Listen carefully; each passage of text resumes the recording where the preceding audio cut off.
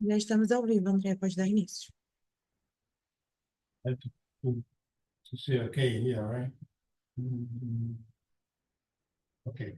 So let's start with the defense of the thesis of Lucas Nicolas Falcão Ferreira, searching for a degree, doctoral degree in CBPF in Brazil.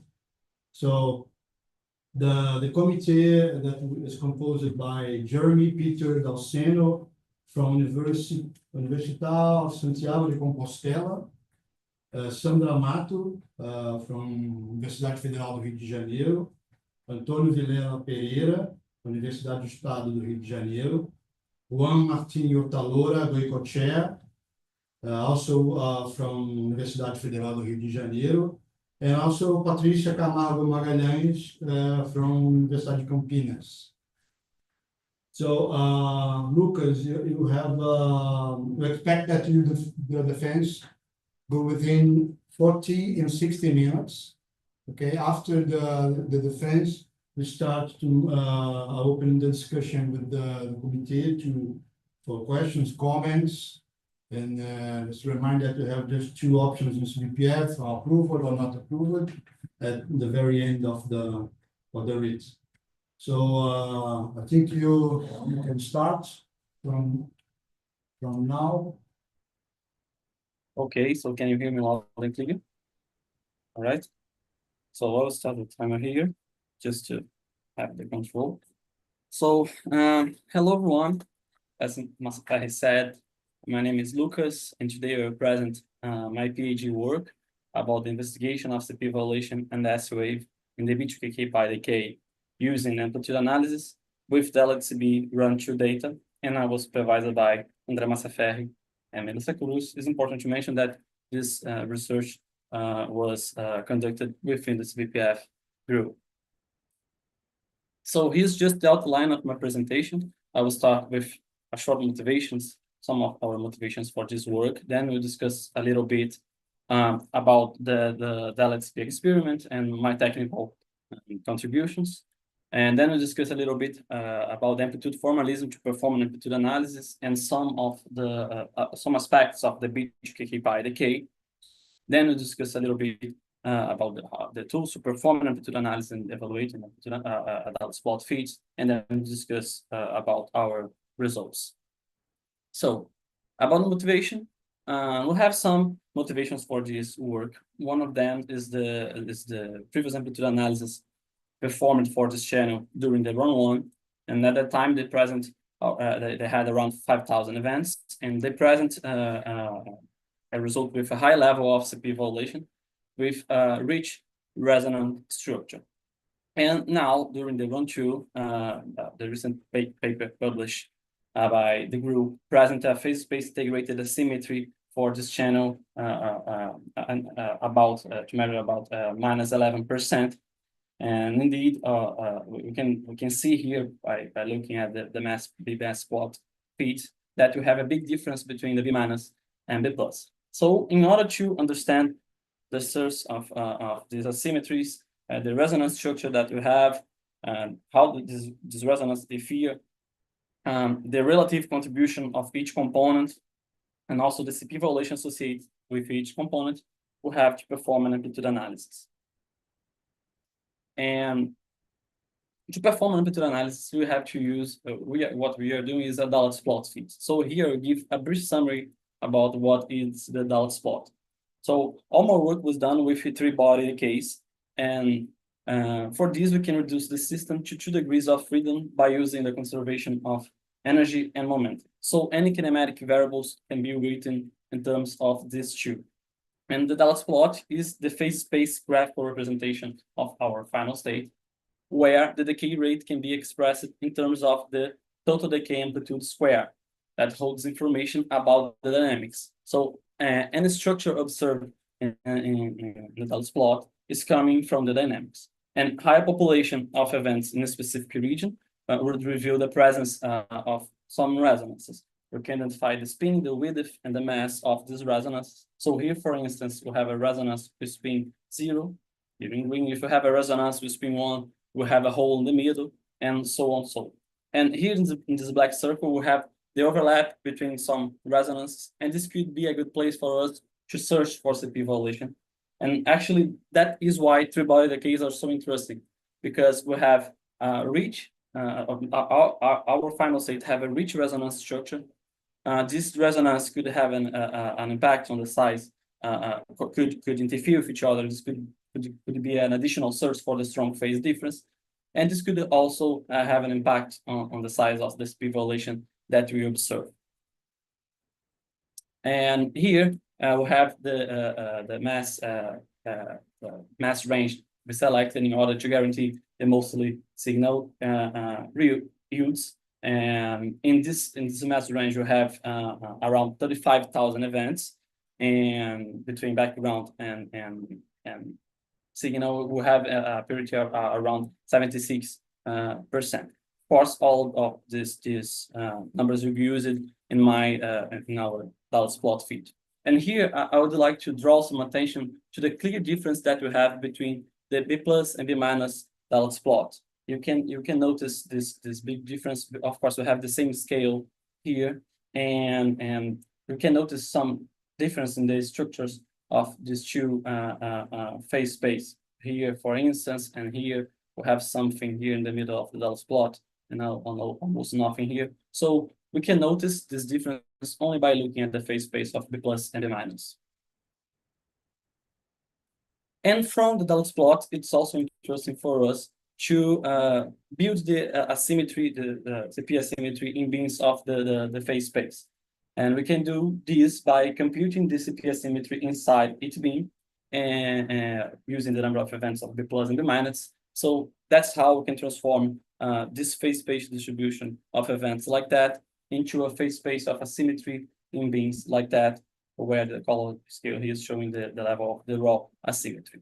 And we can notice that we have a nearly constant asymmetry, CP asymmetry for this region here. You can observe that the invariant mass fit for this region present a clear difference between B+ and B- here. And the last amplitude analysis for this channel present a result of -66% of asymmetry for a component in this region, with a total fit fraction, a total contribution about 16%. So indeed, almost all the integrated asymmetry is coming from almost all the integrated asymmetry for the decay is coming from this region. So now we'll discuss a little bit about the LHCb experiment. And as I mentioned, we are using the run-2 data. So here we have the layout of the LHCb, which we had during the run-2. And the LHCb consists of many different subdetectors that can be grouped in two main systems: the tracking system, the particle notification system. The tracking system is composed by the VLO, the tracking station, and the magnet, where the VLO and the tracking station are responsible for the reconstruction of the trajectories, and it enables us to measure the primary and secondary vertex of the decay. And the magnet is responsible for bending the charged particles, which enables us to measure the moment. And for the particle notification system, we have the REACH1 and REACH2 that uses Cherenkov effect to identify the particles. We have the electromagnetic and hadronic calorimeters that are responsible for the measurement of the position and energy, would help us identify these particles as hadrons, photons, and electrons. And we also have, of course, the muon stations that are responsible for the identification of the muons. And I almost forgot to mention that we have also the trigger system that is responsible for the first event selection of the candidates that we are interested in. And now we'll discuss a little bit about my technical contributions. And the LHCb underwent an upgrade, a software and hardware upgrade, motivated by the high luminosity of the run-3. So the main upgrade for our work here is the scintillating fiber tracker, which is the SciFi. The SciFi is the new main tracker for the LHCb, and we'll discuss a little bit about this. So the sci-fi tracker consists of 3 modules positioned between the reach and the magnet, and it should achieve the reach detection efficiency around 99% with spatial resolution around 100 micrometers, and the readout electronics should operate at frequency around this very high frequency around 40 megahertz, and the system is reliable to high luminosity around 50 inverse femtobar. And we can split the sci-fi tracker in 3 main components: the scintillating fiber that are responsible to emit, to produce the light when hit by a particle. We have the SiPMs, which is the silicon photon multiplier, that is responsible to convert the light produced by the scintillating fibers, to convert it into electrical signal. And then we have the readout box electronics, that is a device designed for to process the signals, the electrical signals produced by the SiPMs. And here we have we have a photo of the readout boxes in the fiber module. And this sci-fi layout consists of 144 of these detector models, and each of these detector have 2 of these ROBs, the readout boxes. And considering that we need around 10% of the spare units to replace, because something might happen down the cave, so we have to replace some of them. We have around 300 boxes, 300 of this front-end electronics. And all of this must be tested before the installation, because we have to be sure that they are working properly. And in order to do this, the CBPF group was responsible to develop a test system for these ROBs, and also to conduct the tests. And the test system consists of this charge injection device. Here we have a photo of these 2 stations. And the charge injection device emulates signals from SiPMs, so where the test procedure consists of exactly checking the proper operation of the components of the readout boxes. So during my time at CERN, I was responsible to test several ROBs, and also cleaning and doing the optical inspection in these ROBs. At the end of the day, I was responsible to prepare all of these ROBs to be installed in the cave. I also assisted in replacing some of these ROBs and the detector maintenance in the cabin. I was responsible also for writing part of the technical note of the test system. And I also had a chance to take shifts as sci-fi PK, as data manager and data quality. And lastly, I had the chance to guide groups visiting the LHCb down the cave, which was particularly interesting because it helped me increasing my overall knowledge about the detector. So now, just a moment. Now we'll discuss a little bit about the amplitude formalism that we use for the Dallas spot feed, and some key aspects of the B2KK pi decay. So the most common approach to perform an amplitude analysis is by using the isobar model. In the isobar model, we describe the total amplitude as a coherent sum of components of amplitudes. So here, for instance, we have the B that goes to a D3, one particle of the final state. This particle is assumed to not interact with the other 2.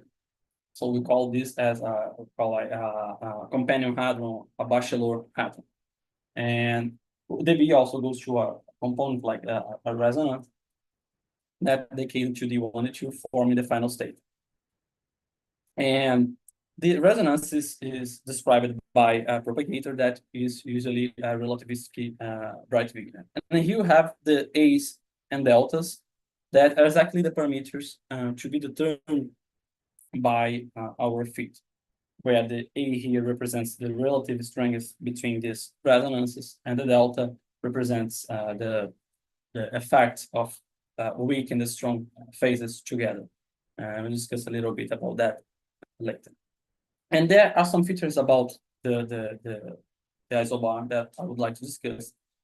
Because here, as I mentioned, the companion hadron is assumed to not interact with the others. This is what we call as 2+1 or quasi-two-body approximation. So we have a robust method that is helping us to understand three-body case using this approximation, 2+1 approximation.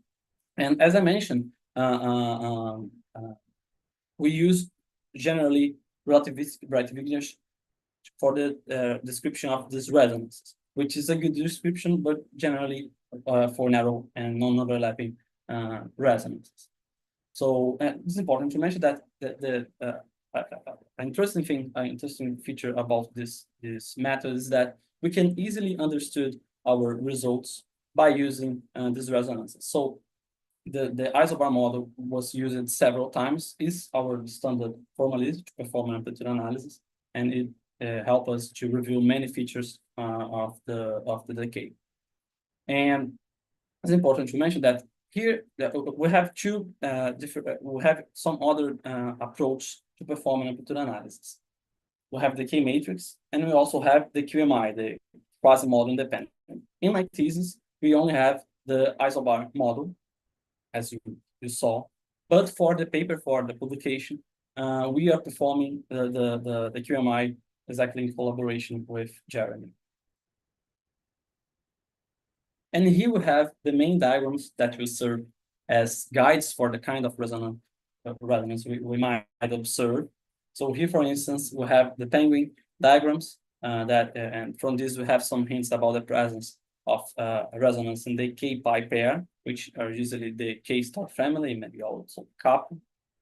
And in the tree diagram, we have hints about the presence of resonance in the KK pair, which are typically the F family, but we can also have the whole family.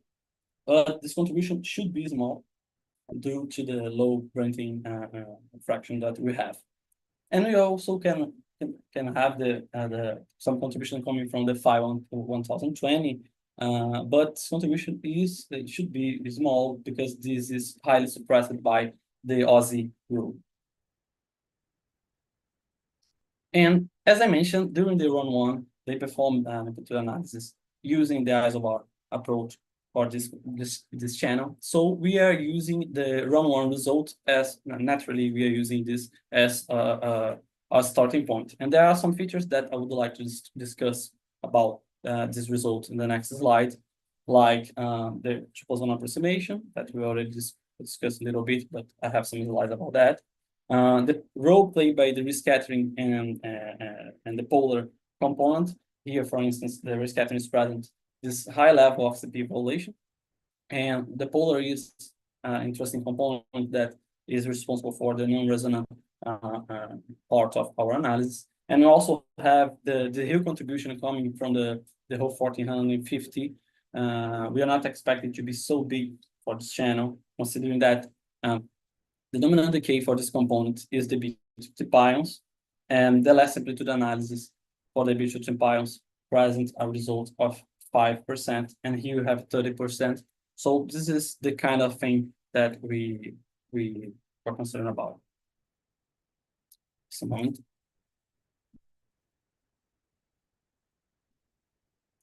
And about the 2+1, any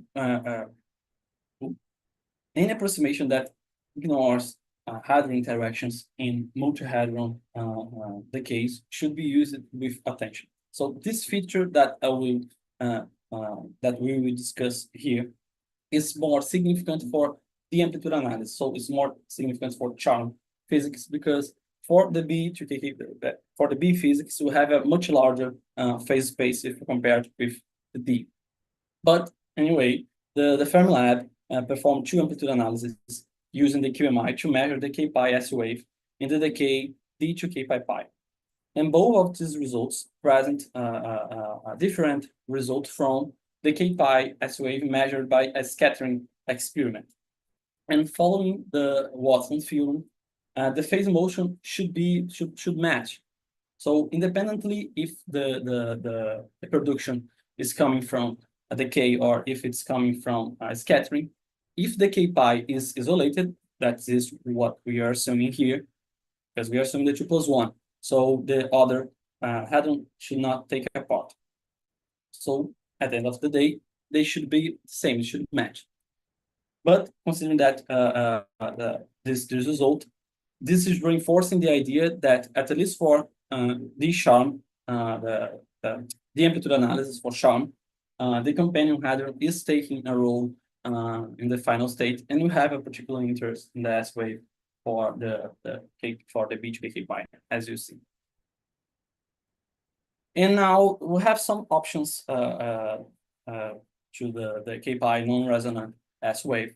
One of them is the polar that I mentioned, and it was used to the run one, as you saw. And the idea of this component is a phenomenological description that highlights the low mass region of the Dulles plot. So here we have the polar. I generated a toy for the polar along the phase space, and as you can see, it's highlighting this region, the low mass region. And we also have this other option that we call as delta formulation, where we use this kind of line shape here that is based on the partial waves. And here the delta is exactly the phase. And the interesting thing about these two options is that the delta is a complex component, while the polar is a real component. So we have no phase motion for the polar, while for the delta, it enables, it allows a phase motion. And we have different formats for the delta itself. And here are present only the one which showed the best result, which was the polynomial function.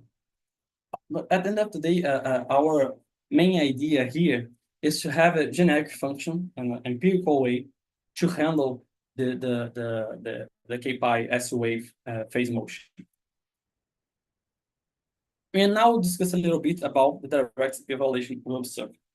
And we have some requirements in order to observe this phenomenon. And the main one of them is the interference between amplitudes with different weak and strong phases, but leading to the same final state. So here, for instance, we have two amplitudes producing the final state F, where A1 and A2 have different strong and weak phases, where the CP odd phase are the ones that are changing sign on the CP transformation, while the CP even are not. So the size of the CP asymmetry is depending not only on the phase difference, but also in the relative size of these magnitudes. And the orange of the weak and strong phase are a little bit different. The orange of the phase is related to the CKM matrix element, what makes it possible for us to predict what kind of decay we might observe CP evaluation.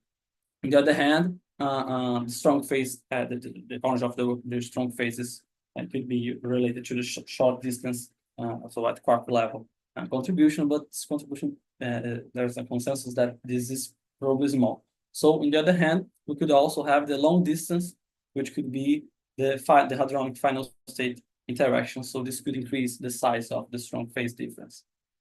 And as I mentioned, we need interferences. We have different kinds of interferences. We could have the interference between the penguin and tree diagrams, which is the VSS mechanism. We could also have the neighbor resonance Dulles plot that share the same phase space region. We could interfere as well. And we could also have the interference between different final states with different phases, but coupled by the final state interaction, which has a strong correlation with the so-called rescattering that I've been talking so much so far, and will explain the next slide. So what about the hadronic rescattering? We know that the CPT symmetry demands the lifetime and the total decay width of particle and antiparticle to be the same. On the other hand, the CP evaluation allows the partial decay width to be different. The role played by the rescattering is exactly to manage all of this, and its concept is a kind of a final state interaction that is responsible for this communication between different decay modes, but with the same flavor quantum numbers. So this communication would appear in a eventual CP evaluation like the beach KK pi, and this CP evaluation would also appear in another partner channel like the beach 3 pions with the same flavor quantum numbers, but with opposite sign. So this would be a kind of a compensation between this CP evaluation in both channels. So the final state interactions are important. They are providing the strong phase needed to observe the CP evaluation, and it's also a key ingredient for us to preserve the CPT symmetry. And during the run one, they had some different. They used another version of the rescattering description, and now we are using an updated version. The same authors performed a new study with the pi KK scattering, and this is the overall rescattering amplitude, where the d0 and the phi 0 here represents the magnitude and the phases. Here we have the magnitude and the phase behavior provided by the authors. And here we have a toy model that generated the rescattering along the phase space. And as you can see, the rescattering doesn't spread across the entire phase space. We have this restriction here. And this is exactly because the authors are fitting data up to this limit. And maybe this restriction here is affecting regions after this area, because we have no model for this. And now we'll discuss a little bit about this evaluation and the harmonics, because we have some hints about the presence of these two resonances, the chi-C and the J-psi.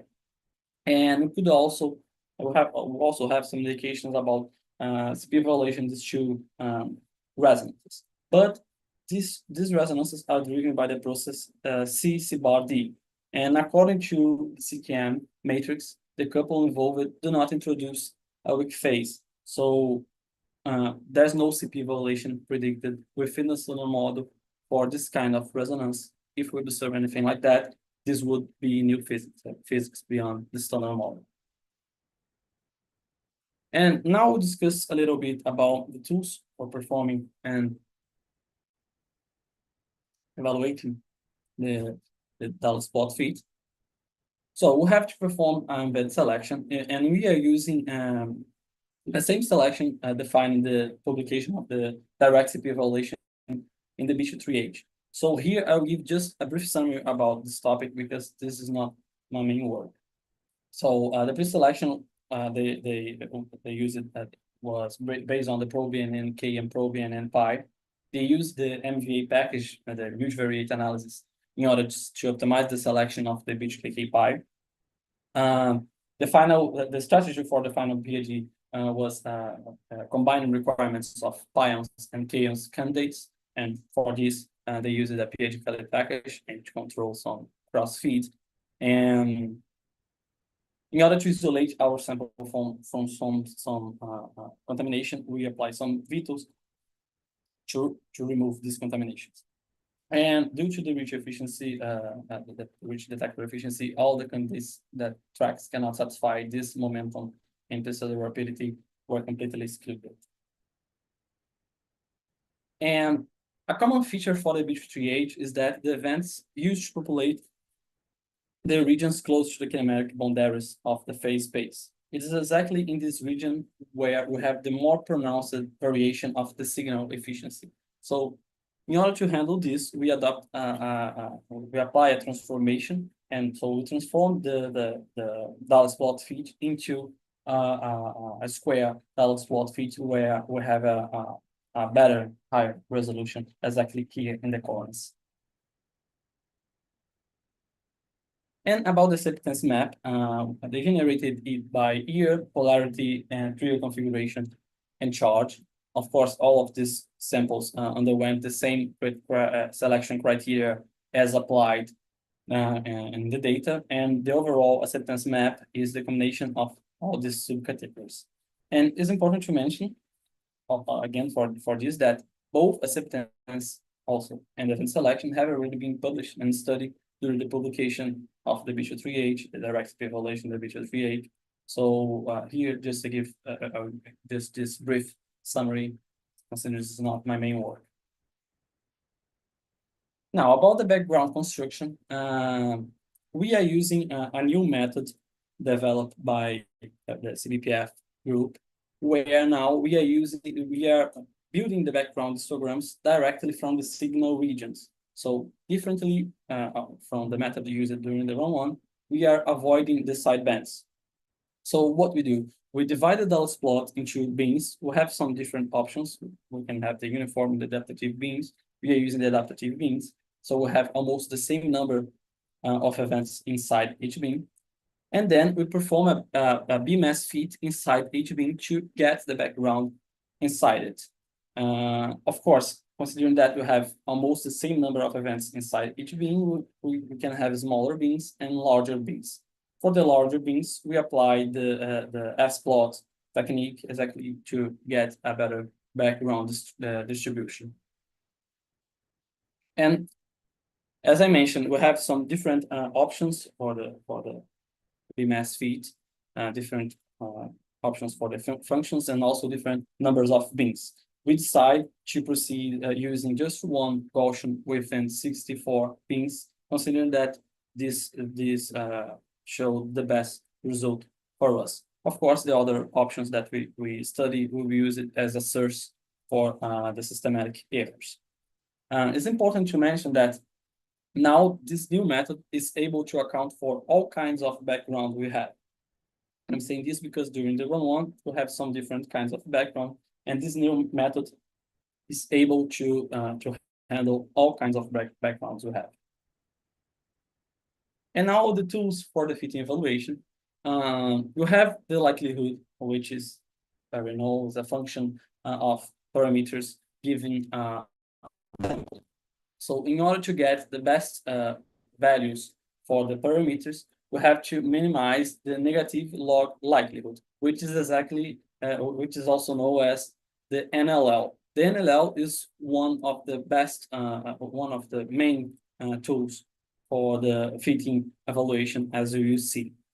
And as I mentioned before, we use we can express the total signal amplitude for a plus and a minus like that, where the CI factors here are exactly the parameters to be fitted, and this is a complex coefficients that allows for different phases and magnitudes for each component.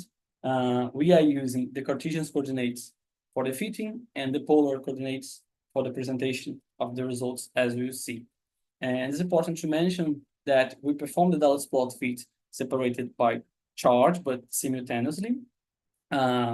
We have to choose resonance as a reference for the other resonance, and we are using the K star as in run-one. So as you see in the tables and the results, the phase for the K star is set to be 0, and the magnitude is allowed to flow. And we are using as the Dulles plot fitter the lower plus. And an interesting thing about the CI factor is that it usually depends on the phase convention, amplitude formalism, and also the normalization. So we can easily compare some results if we use the fit fractions and the CP asymmetry. The fit fraction is defined as the ratio between the amplitude square for each component divided by all of them. And the CP asymmetry have a CP asymmetry linked to each resonance, and we can compute it by using the parameters extracted from the fit. And we also have the Wilks theorem that uses the likelihood ratio test to compare results, to compare NLLs. As you see, it's not so it's not exactly as you see, but you will see that you have some. It's not so easy to compare the results by using the NLLs directly. So the idea here is to use this method that evaluates if adding a new degree of freedom to a model, to a specific model, is statistically relevant or not. So we have a model, then we add a new degree of freedom for this model, and then we can compare by using this method, this NLLs, and check if this difference is statistically relevant or not. I have some slides about this just in case in the backup. So now discuss finally about the amplitude analysis result. Just a moment. And before I show the results, I would like to show how we evaluate the fits in addition to the numerical results. So in addition to fit fractions, CPS symmetries, phase, and magnitudes. So what we do, we project the regions of the Dallas plot where we believe the key dynamics of our decay are located. So here, for instance, we have this red region, which is this square here. We project the Dallas plot in this region for B plus B minus for the difference, and we compare if the data here, for instance, in black dots, is in a good agreement with our model, the blue line, and we also have the background estimation here in red. So the idea is to use these projections together with the numerical results to check how is our results. So these are some of our projections, and here we have some as well. I know that there are many plots to see, but that's fine. Okay, so the first step was to validate the run-1 model using the run-2 data.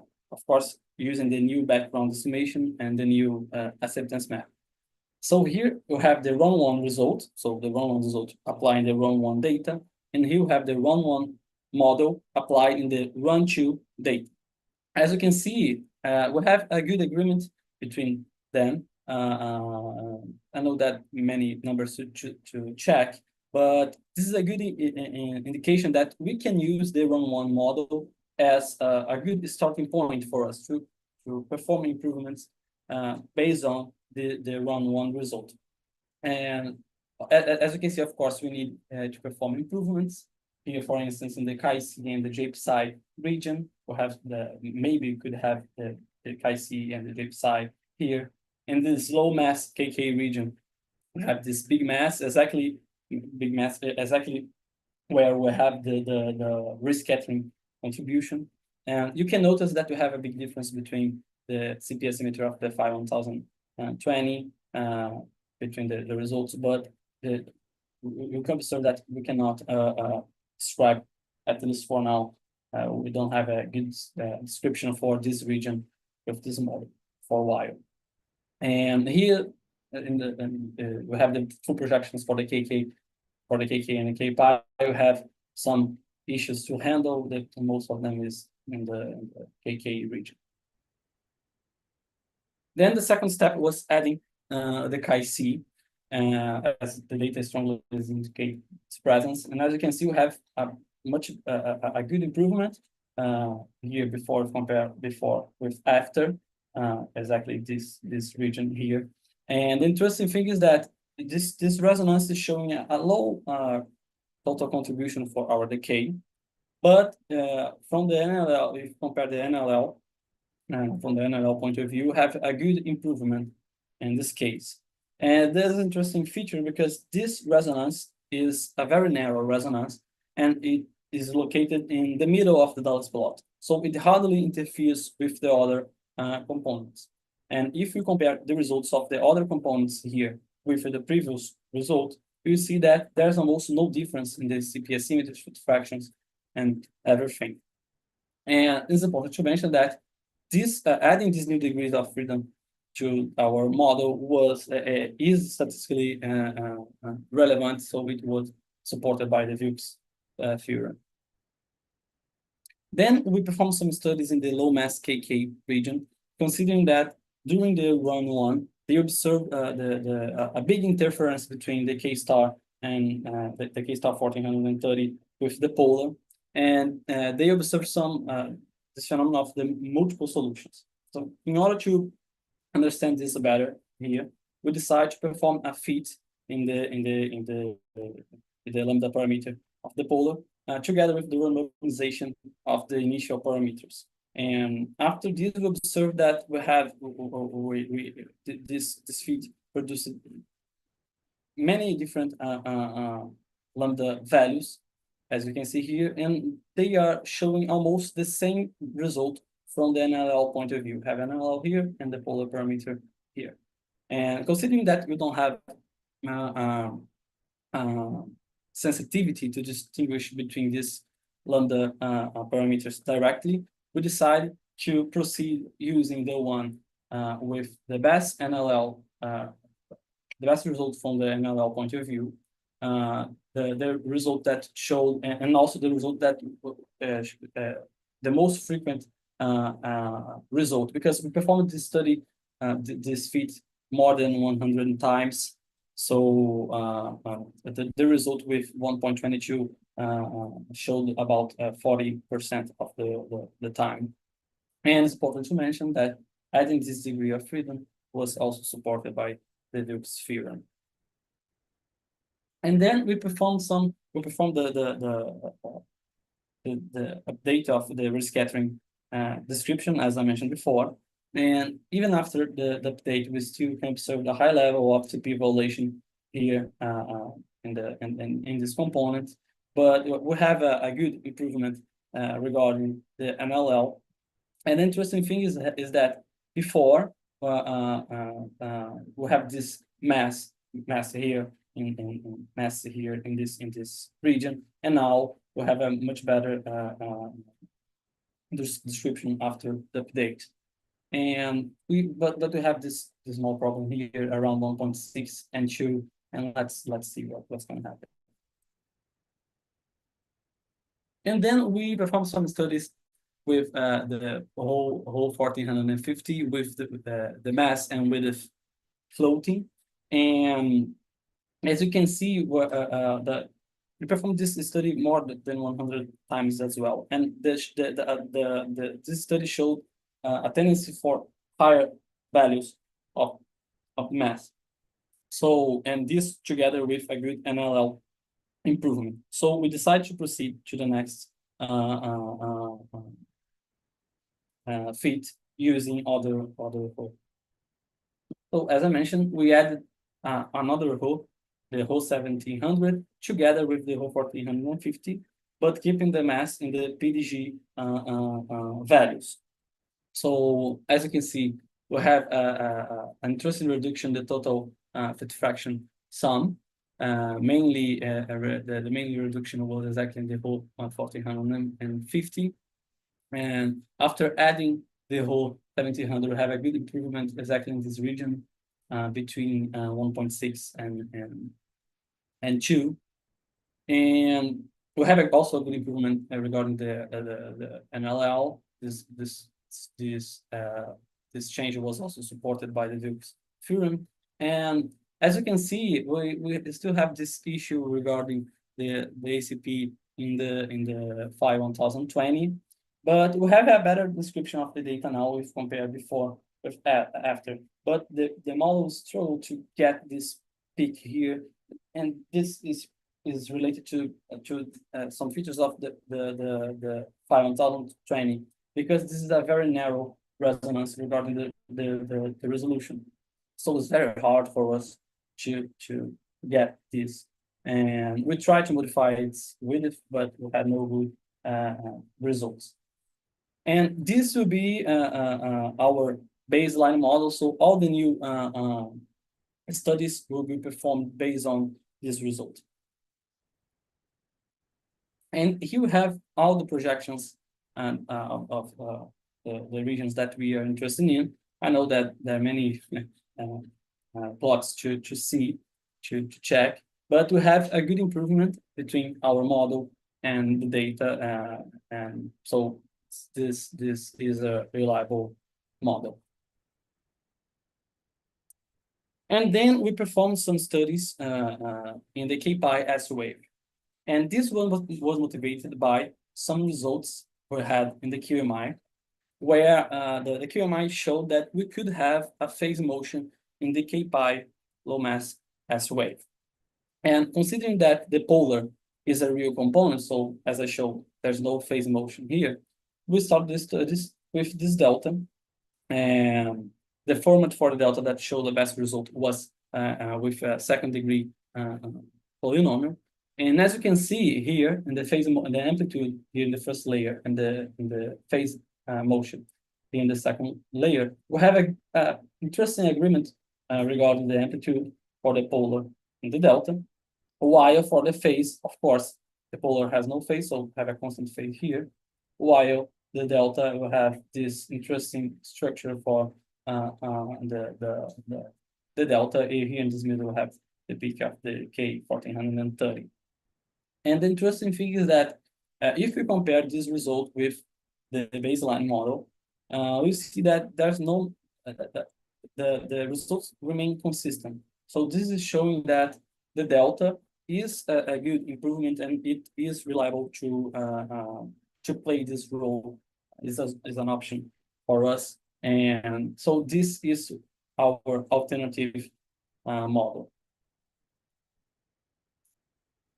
And then we try to include, perform some studies in order to try to include the J-psi. And as you can see here, even after adding J-psi, yeah, this is after adding, there's almost no impact in the phase and the Dallas plot projections. This result is showing a low level of fit fraction, very small fit fraction, 0.1%. And this is a very narrow resonance, very narrow. So it's very hard to retain as well. Considering all of this together with we had no significant improvement in the NLL, and this change was not supported by the Wilks theorem, we decided to not proceed with the addition of this component.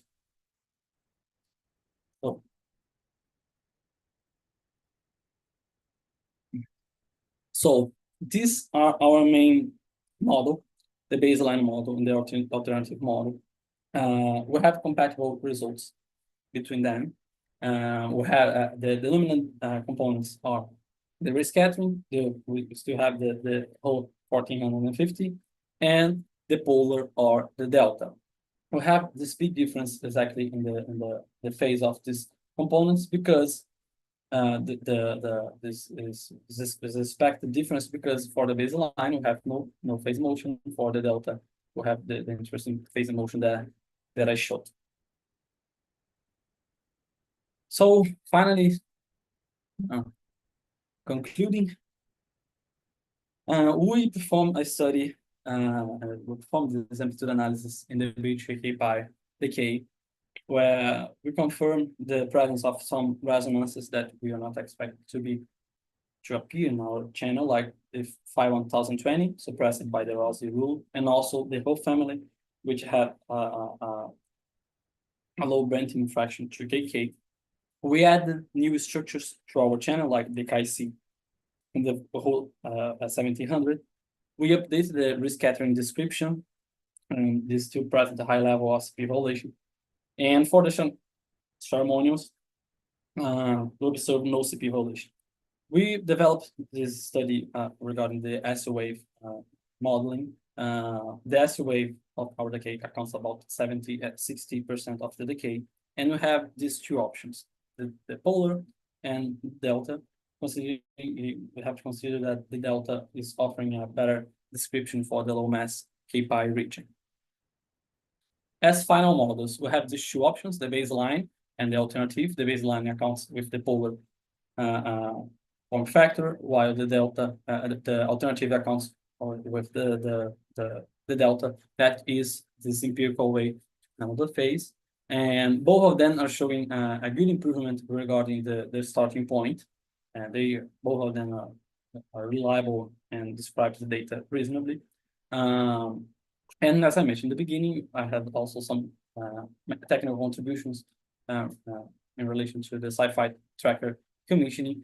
And for the future, our analysis is under review for the publication, internal review in the LXB. And for myself, I'm not sure yet. I think I have some proposals for postdoc positions, and I believe I will have a final destination in the middle of the next month. So that's all, folks. Hope you enjoy Thank you. Thanks, Lucas. You completed in time. So let's start the discussion. We have the criteria of distance as order to make comments.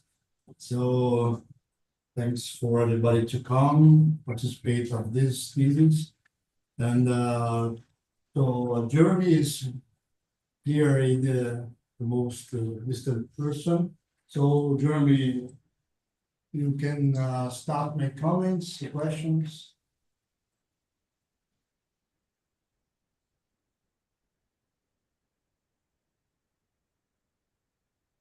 Jeremy?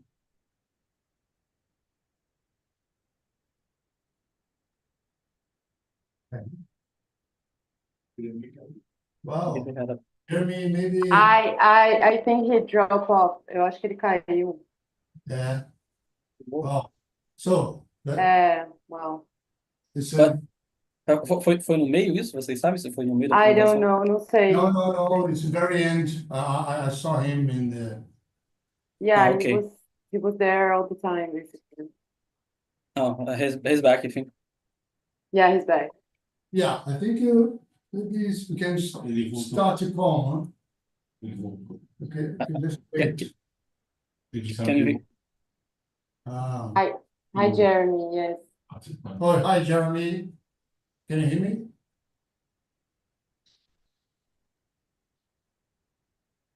He's here. Yeah, there's some net problem on my side, I think. Okay. Yeah. Right, for So, me? yeah, I just mentioned that you are the most distant person, so you could start the making comments if you are ready to do that. Okay. So do you want me to go through all of them first? That's up to you. Your connection, I think, is not so good, but I think we can keep trying. Okay. Sorry about that. Okay. Let's talk about first of all the dominant component, K-star 892. You mean what do you mean, sorry?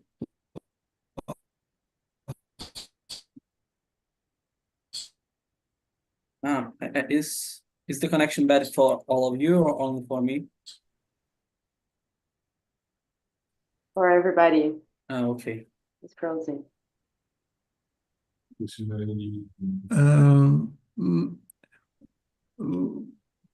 Let me see if I can move rooms.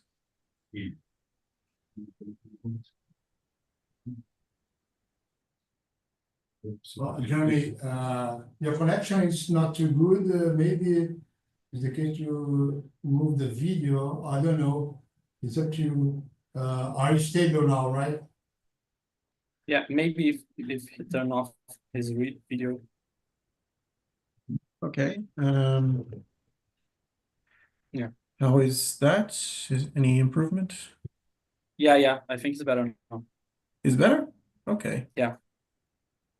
All right. Yes, I wanted to open the discussion with you today about the K-star 892. So maybe you have slide 17 there.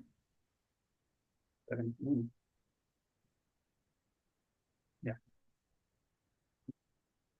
Okay, so here you have here you have the dominant gluonic penguin for the K-star 892.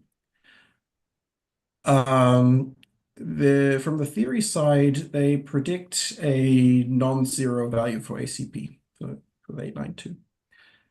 So this means there is a competing diagram for short distance CP violation. Could you suggest one? That would, yeah. Yeah, the penguin entry diagrams are the main contributions, but I think that maybe we could have some annihilation diagrams but I'm not sure about this. And also maybe W exchange, but I think that this is more important for baryonic be the case. So I think that's it. We have these two main components, and I believe that we could also have the annihilation diagrams and maybe the W exchange. Yes, that's correct. So for the K-star 892, an annihilation diagram is indeed possible. Yeah. And the prediction for the ACP as a result is about 9%. Mm. Let's talk about now the other side of this, in particular the F2 pi. So we know from 3 pi that this CP asymmetry is quite sizable. And here you're saying that the dominant contribution is a tree. So now, because the CP violation is quite large for the F2 pi, about 60% actually. Yeah, So you need a serious competing diagram now to this BTU tree. Do you have a suggestion for this? I'm not sure about this. I don't know even if we can consider the annihilation again, but I'm not sure. Once again, the only two diagrams that I can think now are these two: the annihilation and the W exchange. But I'm not sure if we can produce this F2 in these two options. As I said, I'm considering the W exchange, but I really believe that this is more important for baryonic decays. So I'm not sure, but I think that maybe could be the same thing. So in this going by the FX routes, the other diagram that you could get contributing would be the B to D gluonic penguins. Yeah. So there, because you can see quite sizable values, you can guess that this contribution is quite strong. Yeah. Yes. Okay. Yeah. So, all right. So maybe the next questions that are some questions about 5 pi. So it's looking as if you're going to get first observation, and maybe with a large CP asymmetry as well. And so the large CP asymmetry indeed is quite unexpected. So now again, can you propose an alternative diagram to the OCI suppressed one that might give you a different phase? For the 5020, I'm not sure if there exists any diagrams, any other options, because this is a very suppressed resonance. So I don't know if there are many amplitudes producing this phi. But in case, I think that for our result, as I mentioned, we have this problem here that for a while we don't believe that we have this high level of CP violation here. It's a kind of a fake CP violation, because as you can see, you have the peak here of the 5020, but so we have to handle this somehow. But about the diagrams, the only thing that I can consider now is that I'm not sure if there's any other diagrams, because these are very suppressed. So or maybe there's another diagram, but a very suppressed one. So I'm not sure. I don't know the name. Right. Well, there is another diagram, but it wouldn't carry a different weak phase. So it would not contribute to CP violation. So this would be the electroweak penguins. That would also give you something, but not something that gives you CP violation. Okay. But at least Yeah, Yeah, sorry. Go ahead. No, I was just about to ask you about if there's a name like inhalation or something like that for this option with. So you mentioned that there's another diagram for the phi with no weak phase, so we still cannot observe evaluation. But Yeah. what is the name? Just for my Electroweak curiosity. It's just a lot weak. penguin. Okay, just last week. So the Z0 can make your QQ bar pair. Okay. Okay, not to worry. So there's no other diagram to do it, but what about some other mechanism within the standard model? Can you still for CP evaluation within the standard model? So without thinking of another diagram, but some other standard model process, long distance process or something. Can you think of one that might generate a phase? I believe but I'm not sure. For two-body, the case for two-body at least, I think that I mean you mentioned the phi pi option. I believe there's no evaluation predicted for this component, at least for two-body. So I think that inside within the standard model, I don't think so. I know that there are some options beyond the standard model that consider some four generation of quarks, something like that. So this would be new physics, but I'm not sure if we have them inside within the standard model. Yes, actually, you got to my last question, which was what would be a new physics scenario? As you said, fourth generation. But even within the standard model itself, there is still a way to generate a phase, and this is by flavor symmetry breaking through omega phi mixing. So omega phi mixing might give you a phase, but this is not going to give you some ACP that's as large as you see on the slide here. Because it's the phi to 3 pi on branching fraction is not exactly so high. So this is a very stunning evaluation that we have this problem, we have to handle it. But I understand. Yeah. So you mentioned that, so the fourth generation is a real option beyond the standard model. So that I'm just not sure. This is a real option for CP evaluation within the phi beyond the standard model. Yeah, so I imagine if after you do the systematics and this central value holds with a high significance, I think it will trigger a lot of studies with this channel. Okay. So this could be quite interesting. Okay, let's maybe ask a technical question now.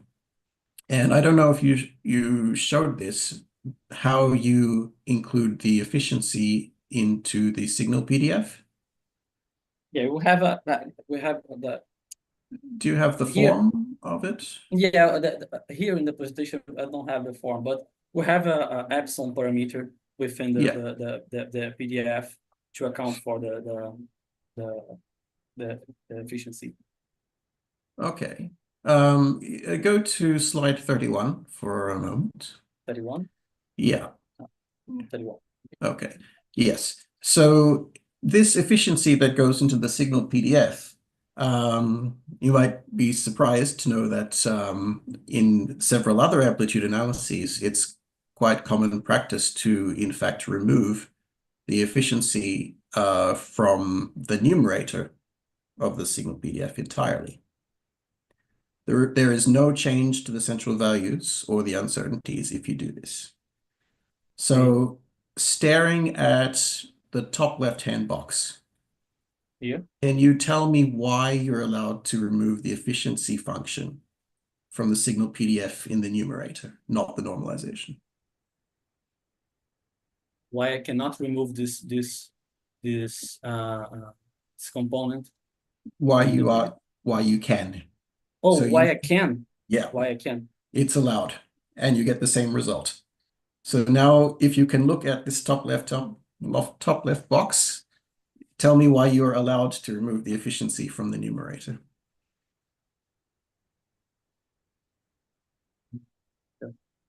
Not sure. Maybe you have to use some other kind of normalization. The, But the normalization, you still need the efficiency. So we don't touch that. Just the numerator of the PDF, of the single PDF, you can remove the efficiency. And it's done as a computational optimization in several other frameworks. You mean in addition to the acceptance? Yes, you can remove the acceptance model from the numerator in the signal PDF. I to do this, I believe I have to do some math. I Yeah, don't know how to do this. yeah, no worries. So what happens is you're taking the log, right? The log of the PDF. And you'd have the log of the efficiency multiplied by the amplitude squared. So Okay, when you okay. take the Makes log of, sense. yeah, you Yeah. see what happens now? No, So the no. log Okay, of the okay. efficiency Okay. You just becomes a remove. constant. Yeah. It's like a So factorization. Like a yeah, something factorization. like that. Yeah. So Okay. this is one of the tricks in other frameworks. Mm. Okay. Let's talk about the addition of the resonances that are included. So the theory prediction for the K2 star K is that its branching fraction is about 5 times lower than the K star 892. Yeah. So I'm Yeah. wondering, I imagine you tried the K2 at some point? Actually, yeah, I think we tried the K2. Here we have, let me move to the backup. And I have some slides about the branching ratio. No, so here we have some slides about motivation, about the branching fraction. Here we have the main components. So you ask about the K star 2. Yeah, K2 star 1430. I don't think you have it listed here. No, yeah. We haven't tried this one for the K family because this would be a K pi resonance. Am I right? So Yes, that's right. yeah. So we don't have so many structures in the K pi region, in the K pi projection. So if you can notice that in our result we have only let me move back to our results. We have only these 3 components for the K pi. So the K star, the first K star, the K star 1430, and the polar or the delta. Because let me show you the projections. You can see that here you have the K pi. We have a good parameterization for the K pi. And the problem that we have was in the KK projections. So we didn't try the K star 2 because we could not see many reasons to try it. Yeah. But this could be a good test. Okay, so you never tried to add the K2 yet. It's something that you could put. Okay. All right. No problem. Okay, let's talk about what happens a little bit more in the future with measurements like the 5 pi. So looking at the results, probably if you use these quasi-two-body parameters like the fit fraction and ACP and assess the deviation from 0, it probably will not survive the systematics. But maybe 2 dimensions, the complex couplings, maybe this will be significantly far away from the origin. So I noticed you talked a lot about Wilks' theorem. So from Wilks' theorem, you look at the -2 log L. Yeah. And then you also consider the changes in the degrees of freedom when you fix to it. So now the question is, now you have to do this considering systematics. So can you suggest the method on how you will include systematics or propagate systematics within Wilks' theorem? Within the Wilks theorem for the phi 1020, you mean? Or for any of these, but yes, for the Yeah, for the for phi the one. phi 1020, I believe that we should try some modifications in the width of this component, because I know that we have a few events for it, but we have like a clear signal of this component here. Yeah. So I believe that maybe we could try to perform some studies changing the width of the phi 1020, maybe considering the resolution. And then we could use the theorem to check this. I know that there are some options. We tried this because there are some options in the LoRa++ to change the grid of the integration grid for the width and mass. We have some options. We tried this, but we had no good improvement. So I believe that maybe we could perform some studies changing the width, considering the resolution directly, some convolution with the resolution, and then we could check how the Wilks theorem would behave, what he would tell us. Okay. Besides Wilks' theorem, could you propose any other way to estimate significance, including systematic uncertainties? For all the model. For any contribution. For any, yeah, I think we have some options. First, that I think I mentioned, we could insert some systematic regarding the different options for the background.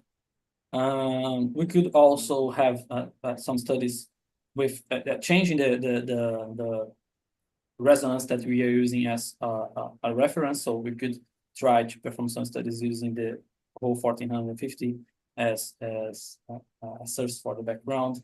And I also actually I think I inserted some backup about this, about some, yeah, I forgot. So you have some of this that I mentioned. So I think we could change the resonance that we are using for the reference. We will also perform some studies. Maybe I'm not sure if this will be used as source for systematic errors, but maybe because our acceptance map is not accounting for the 2080. So maybe you could consider this in the acceptance map, and this could be also a source for the uncertainties. And as I have here as well, we could also perform some changes in the background models. I think these are some. We also have the option of the rescattering process, but I'm not sure. We have to discuss this, but I think we have some material to do so. So for the run 2 systematics, is there anything you would do differently compared to run 1? I think that regarding this rescattering, we can perform something different here, because during the run 1 they had just one set of values for the rescattering parameter, and now we have some different sets of values for the rescattering. I think we could do this, and also the difference in the modulation and the model of the background, because they use another option for the background construction, and here we have this new method. I think this would be quite different from the run 1 method as well. This would be a different way to assess these uncertainties.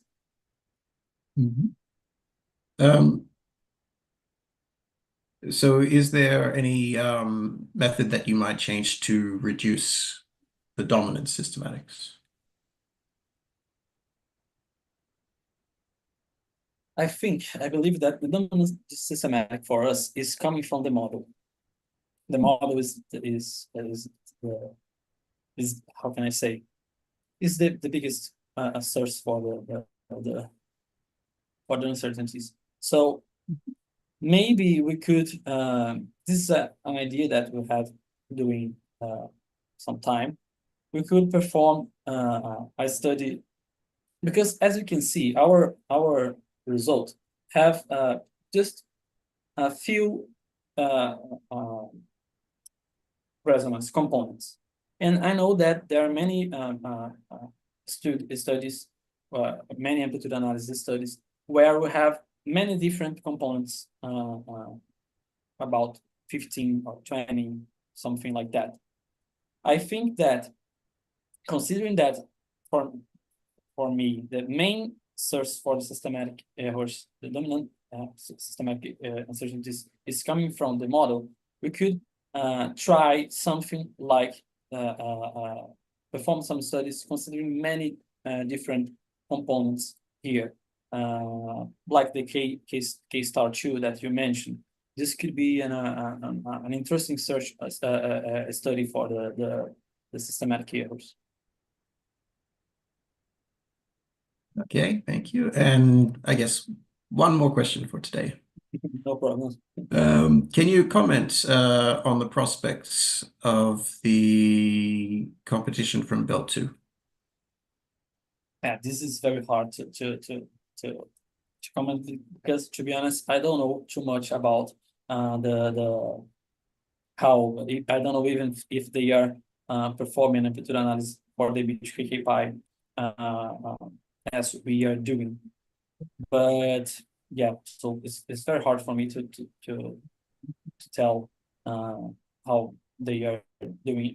What I believe is we have now 7 times more events than in 1-1. So considering that the 1-1 had a good result regarding their certainties, I believe we can reach the same level or even better. And so we could have this competition with the Bell, but I think I'm cheering for us. So so to be honest, I don't know too much about how they are, what they have in the studies about this. Okay. Well, thanks very much. Thank you so much for all your comments and your good questions. Okay. Thanks a lot, Jeremy.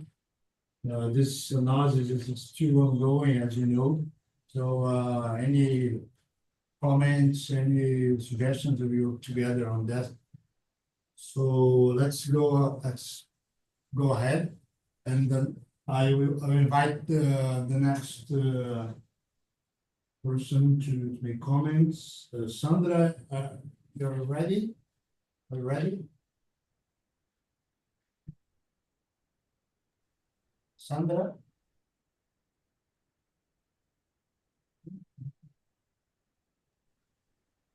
Yes, hello? Yes. So Hello, Sandra. I'd like to ask you to make your comments as a second person, please. Okay, so thank you for the invitation. I like very much to read the thesis. It's very fluid, well written, and there's almost no errors of typos, which distracts me, so it's quite good. I have written down some things that I won't mention here, but you have to correct, like units, uniformity of units, how to write resonances correctly, because you have sometimes K star 0, 0, and this kind of things. Take care of significative algorithms in some places, okay. And okay, so for questions, most in the analysis, right? So intuitively, why is this rescattering region in that place. Is that an explanation for this, or? You mean why the location is so close to the Yeah. KK threshold, for Yes. instance? Yes. You can see that. Let me show you this. I saw that you did the simulation, right? But yeah. I is moved there to a this. reason for that intuitive reason, or Actually, not this is a one? matter because we are Not using this this. model. Sorry. It's not this one. The other one, that the other slide where you show the simulation of the rescattering. Yeah, isn't this? Yeah. Mm, Here we have the simulation of rescattering here. Yeah, it is not. okay. Yeah, we have the simulation for rescattering alone here, and here we have the magnitude and the phase provided by the authors. The main reason is that the pi to kk scattering is in this region. As you can see, we are using this model, this description provided by Pelias, and as you can see, you have this big component here in the beginning of the phase space. So the main reason is that the pi to kk scattering that they are fitting is around this limit, is around this beginning. Here you can notice in the magnitude amplitude. So that is why. Okay, I don't see, but okay. Okay, for the data set, you talk, I think there is information that's missing here, because you talk about the cuts used in the stripping, but you don't talk about the cuts in the trigger. So those are important too. Yeah, maybe I Right? forgot to insert in the presentation. Yeah, and but mostly I think there is lack of information from the simulation. So you talk about the cuts in the generator level, but then you don't talk about how many events do you use. Sometime later you say that you are statistically limited by simulation, but I don't know what's the statistics you use it. So Yeah. I think this information is the PTA you used, I suppose, but you should use. And also, if you use, do you use truth matching for the simulation, for the acceptance? And... Yeah. Actually, I totally understand your comment. And this is probably because I don't know if I mentioned this, but the acceptance map and the event selection all was done before me. So before this was done during the publication of the directive evaluation in the Bishop 3H. So maybe that is why I'm missing some information, because this wasn't my main work. So I was trying only to summarize, because we need to be at least complete, because somehow you guys that are reading the thesis want to have a fluid reading. So I insert the event selection and the acceptance map only for the completeness, but maybe that's the reason why there are some missing informations, because this is not my main work, so I probably made this mistake. Okay, and why you don't have the simulation for 2018? I think this is important, right? Yeah, this is a very interesting question, because exactly this was done before the publication of the B23H analysis. The publication of the B23H analysis was in 2023, I think. So they produced the Monte Carlo for 2016, 2015, and 2017 before this. So at that time we had no simulations for the Monte Carlo. So 2018. But now we are already request for the production of the Monte Carlo, but we didn't have time to insert this in my analysis, but in my thesis. But in the publication, we will consider this exactly because this is important. Even that we believe that we will not have a big difference in the results, in the analysis plot results, but it's important for us to Yeah, have no this big difference, but the yeah, accurate probably result have some can be exactly. different.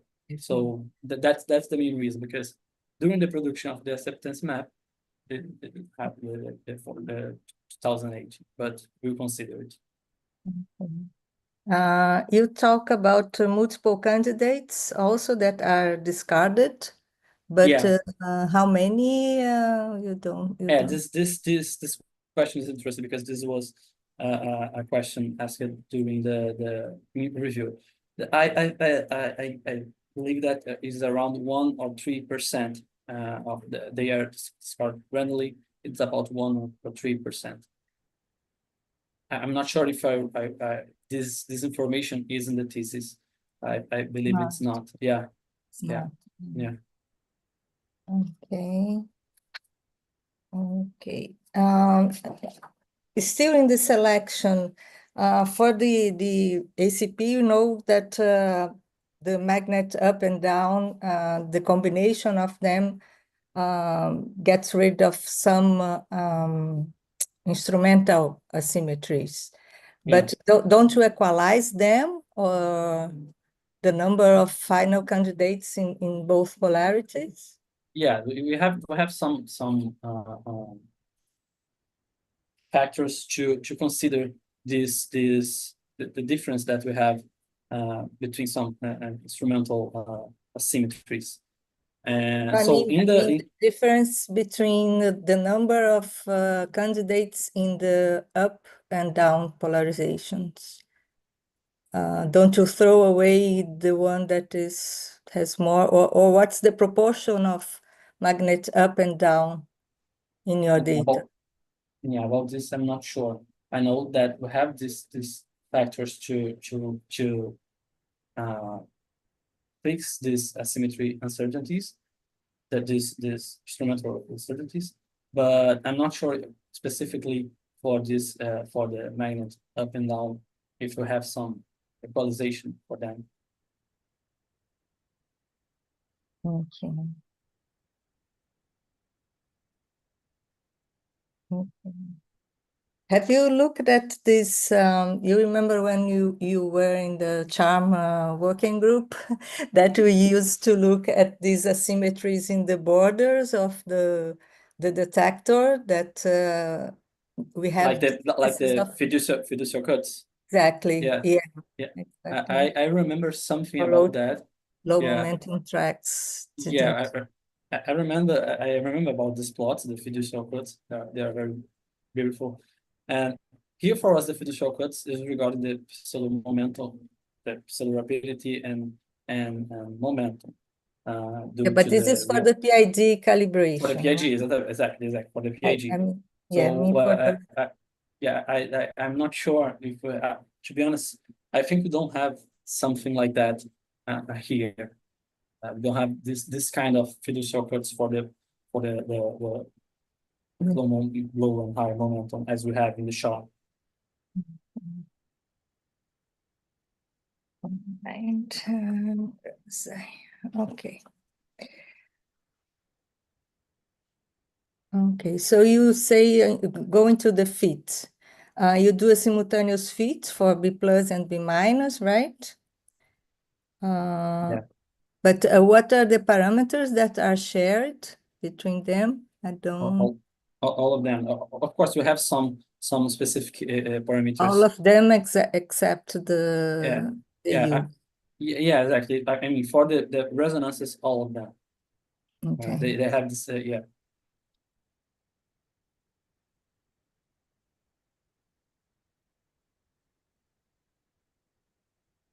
Okay.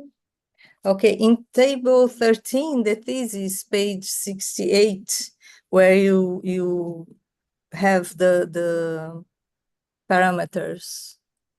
of the fit. There is one parameter, I think, in the background that is called shift. What is? I'm not sure here because do I have this in slides or not? Just because I don't know if I can open Not here, no. So please ask again so I can. Do you have the table of the parameters in the fit with the value of the parameters, and there is one parameter called shift. I should look at this. I don't know if I can. Okay, so you didn't do that, right? So yeah, yeah. I'm not sure exactly in what part is this that you mentioned. If this is in the event selection, this is in the fit, in the mass. This is strange. Oh, yeah, exactly. The mass fit as well. The mass fit and the event selection. This wasn't my work. Okay. Of course, we have to update some cuts in the event selection because we observe some contaminations of the D0. So we have to enlarge the veto and do again the BMass fit to get the new background and signal ratio. But the main part of the BMass fit and event selection wasn't. Okay. Okay. But maybe here there is this there is this delta pi squared that to say is taken from fit to be to 3 pions. You remember this? Delta pi square. Sorry, say again. Yeah. Well, it would help if you have the thesis here. I don't know if I'm allowed to open. To be honest, I don't know. Yeah, I don't know if anyone can say, "Oh, Lucas, you are allowed to open." If you say so. I don't understand you cannot open the plot, right? Yeah, exactly. I don't know if because I was wondering if this defense was in person, I wouldn't have the thesis with me here. Yeah. So I don't. Yeah. Okay. If you want to show something, I think you can do. Yes. Okay. Yes. Yeah. If it's important to answer the question. Okay. So okay, good, thanks. In page 85. 85. 85. 85? 85, yeah.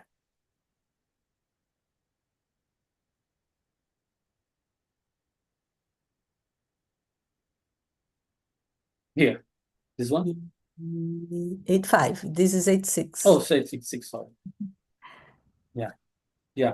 So you mean about this delta pi? No, it was much easier to understand. Yeah. Because this is one of the parameters of the rescattering yes.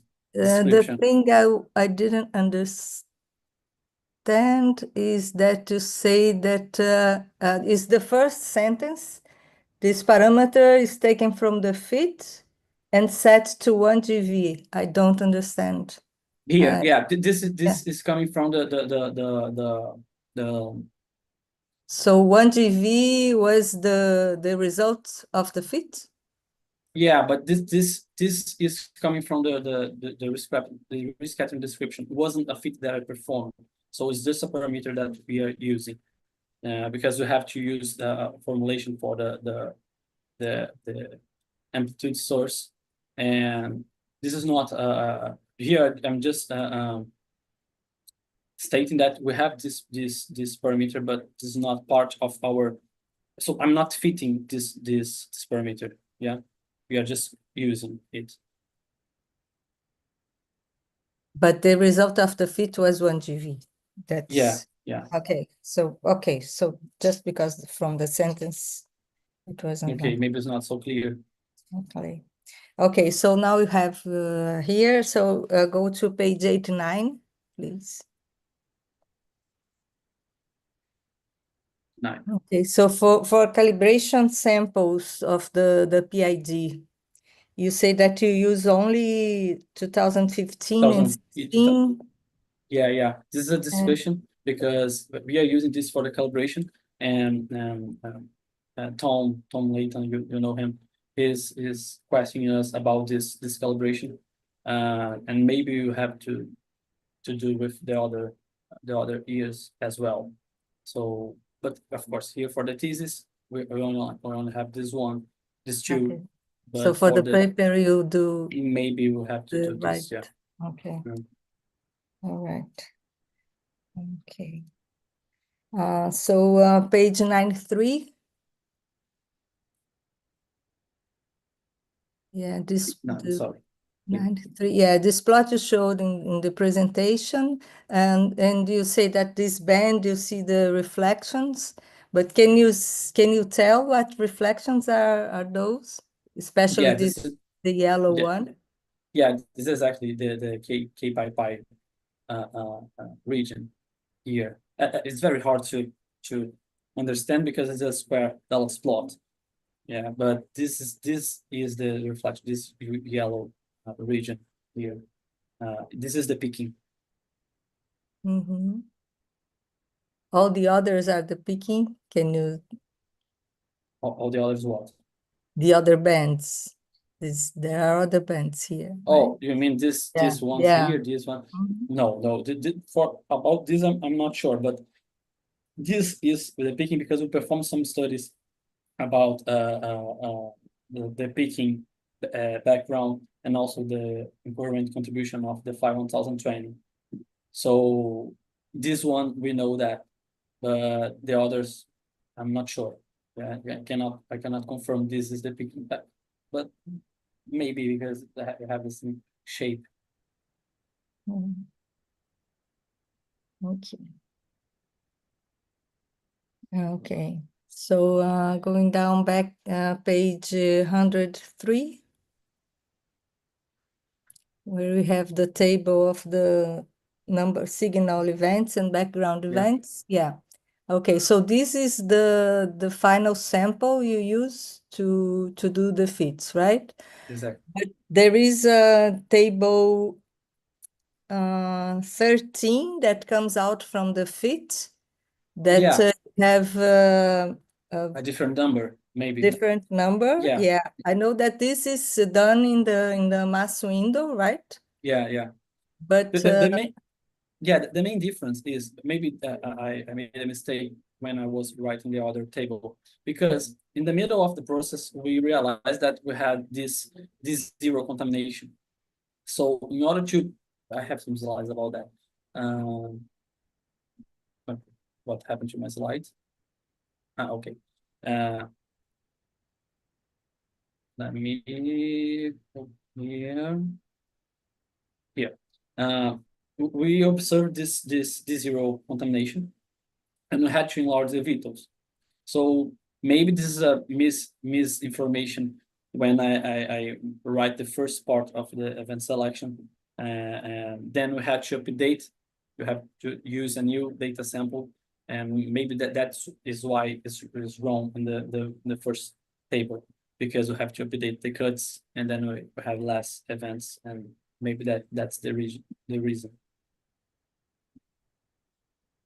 okay, so you have to correct that. Exactly, I have to correct that. Okay. Okay. So so the biggest things you have to do for the publication here is this Monte Carlo and PID calibration, but also have to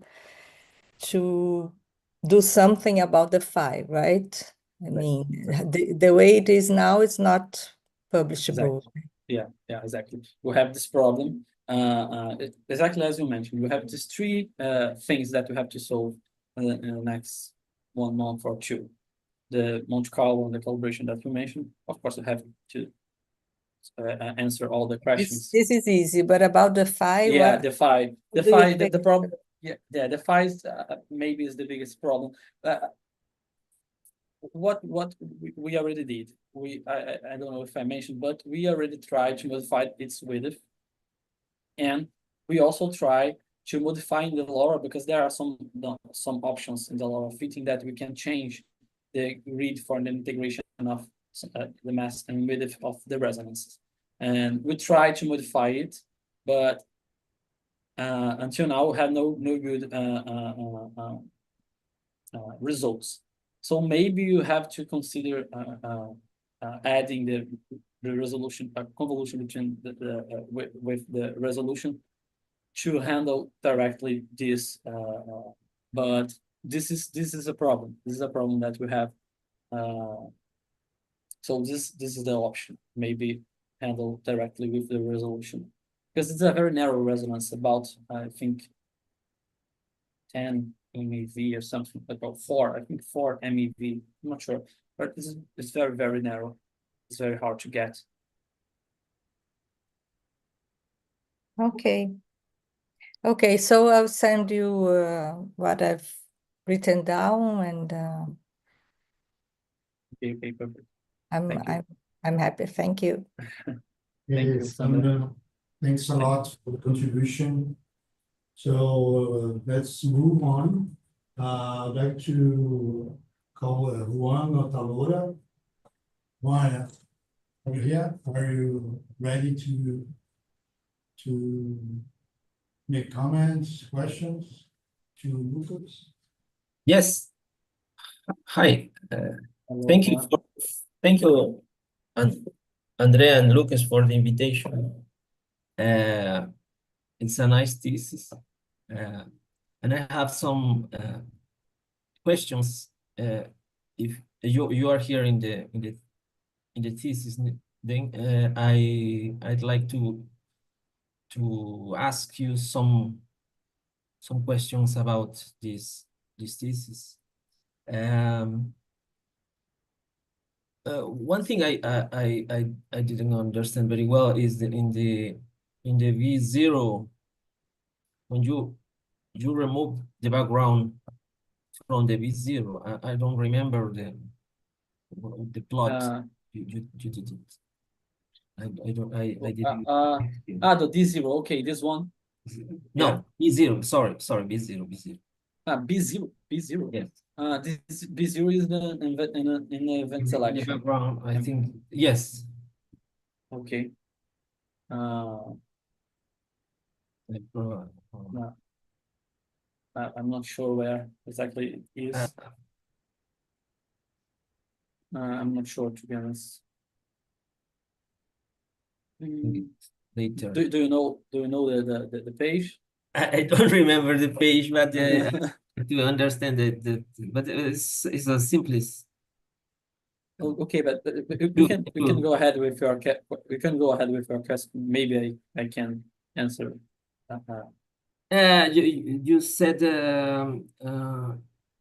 you in the B plus you remove the background from B0 and you're applying the V2.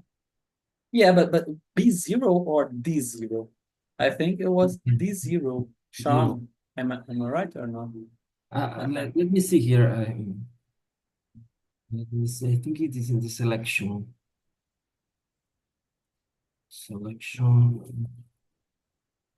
Because here we have the BMS feed.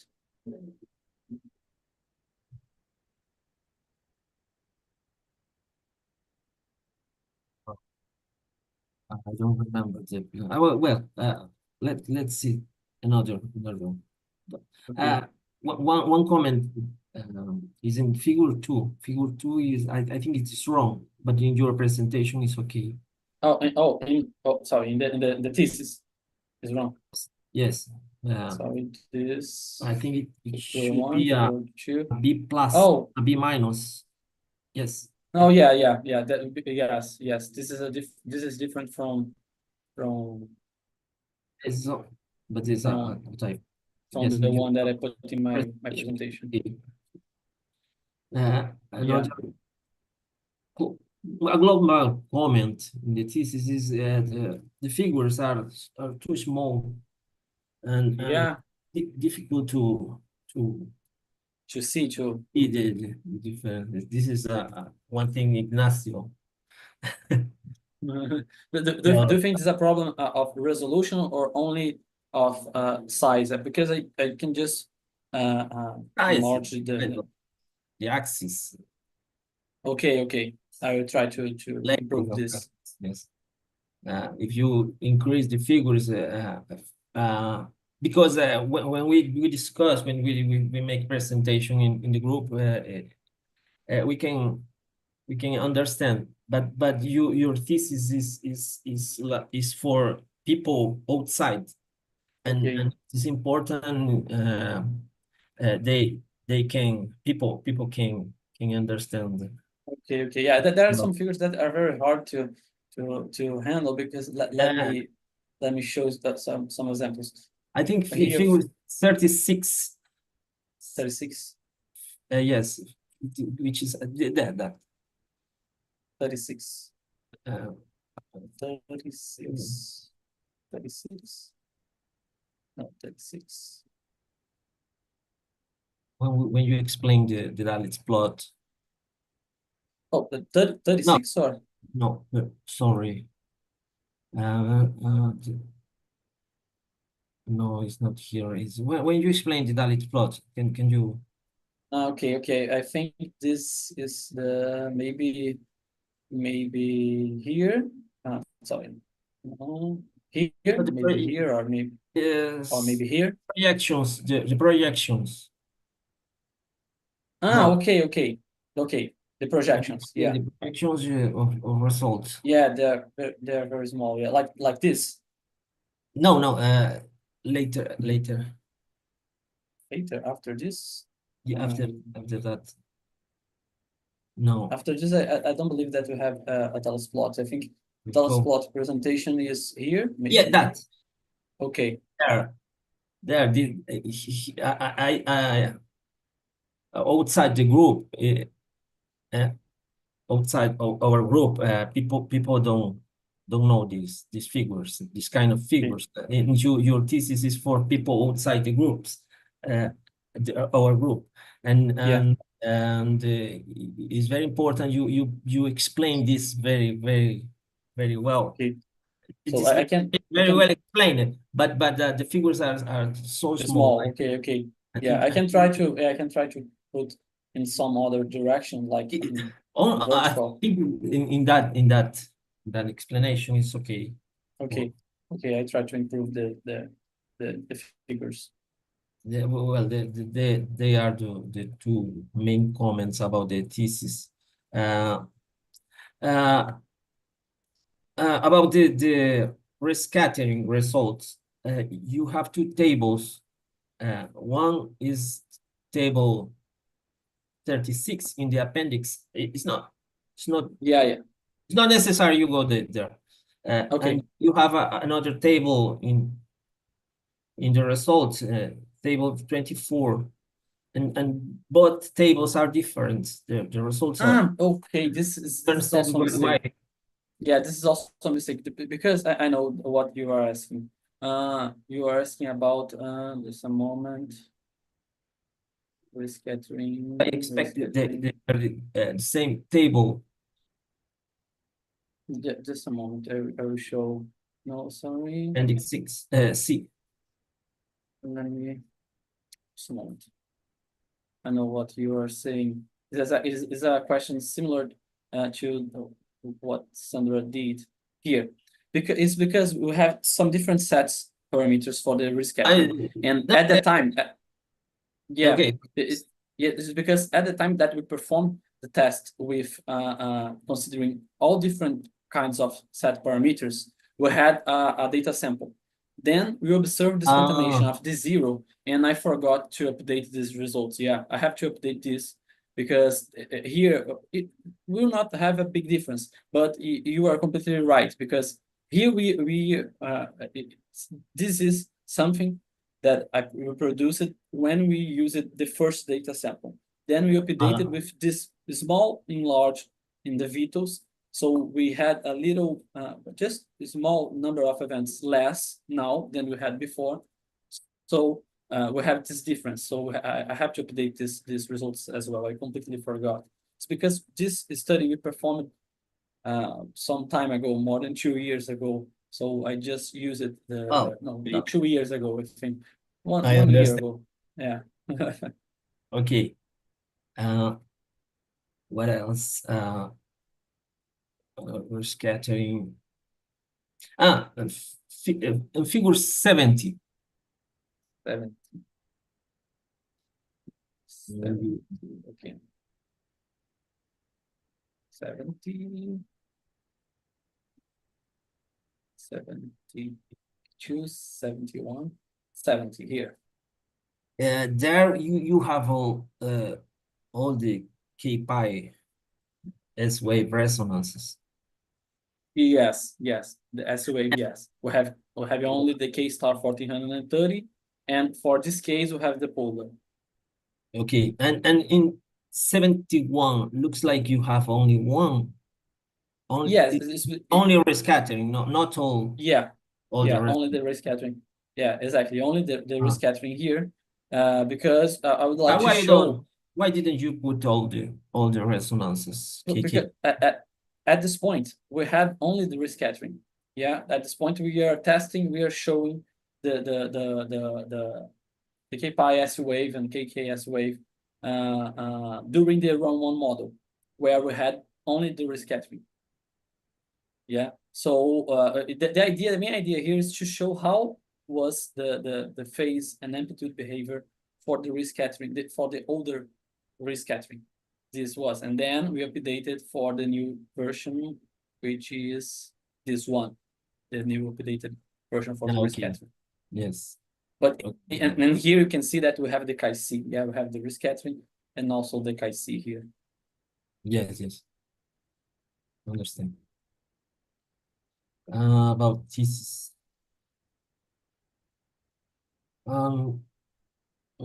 About your presentations, I have some comments here. In the case of the rescattering, could you go to the presentation, the rescattering? This one? When you include the rescattering model, This one? the results. This the results. Sorry. It results. Okay. This maybe. Yes, I didn't see here and didn't see in the thesis if this passed the Wilks theorem. Oh yeah, this is a very interesting question, because the Wilks theorem, it supports it has some limitations, and we can use the Wilks theorem only in certain scenarios. And one of them, I believe, is most important one, is that we can compare only nested modules. So here, before this, we were using the rescattering, the older version of the rescattering. Let's call rescattering 1. Yes. And then we updated for the rescattering 2. So these two models, they are not nested. They are not inside each other. Yeah. So that's why we cannot. We should not compare because the big thing about the Wilks theorem is that we have to compare subgroups of modules. Yeah. So considering that, yeah. Understand. And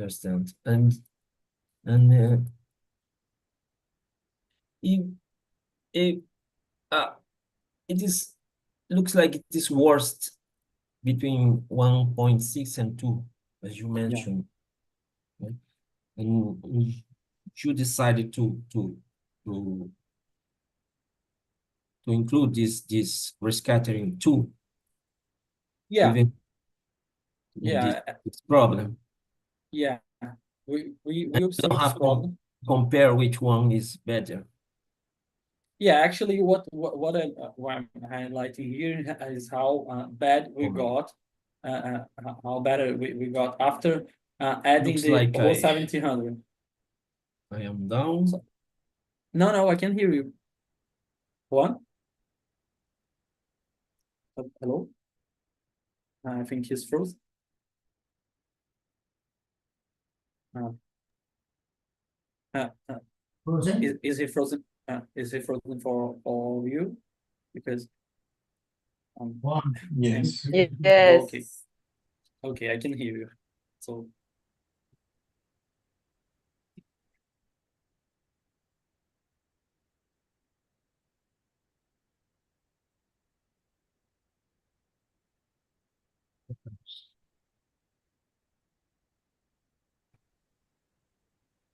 Hi, you're back.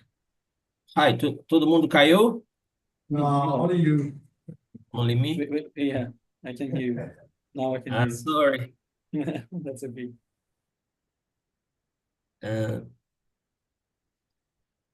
Okay, Yeah, we Hear were your discussing last- about your last- the whole 70 because you mentioned you were right. I highlighted this fixed region here, this the improvement that we made in this region after when we added the whole 1700. These are the regions. I don't even compare with the rescattering one because we have this big mass in the rescattering one. So I decided to compare only with the rescattering two, where we have a better module, a better description. So after changing for the rescattering two, we observed this region that still have this problem. Then after adding the whole 1700, we fixed this, we improved this region. Okay. And in your two results, can you show the comparison? Yes. Looks like when you add there are differences between the row 0, 70.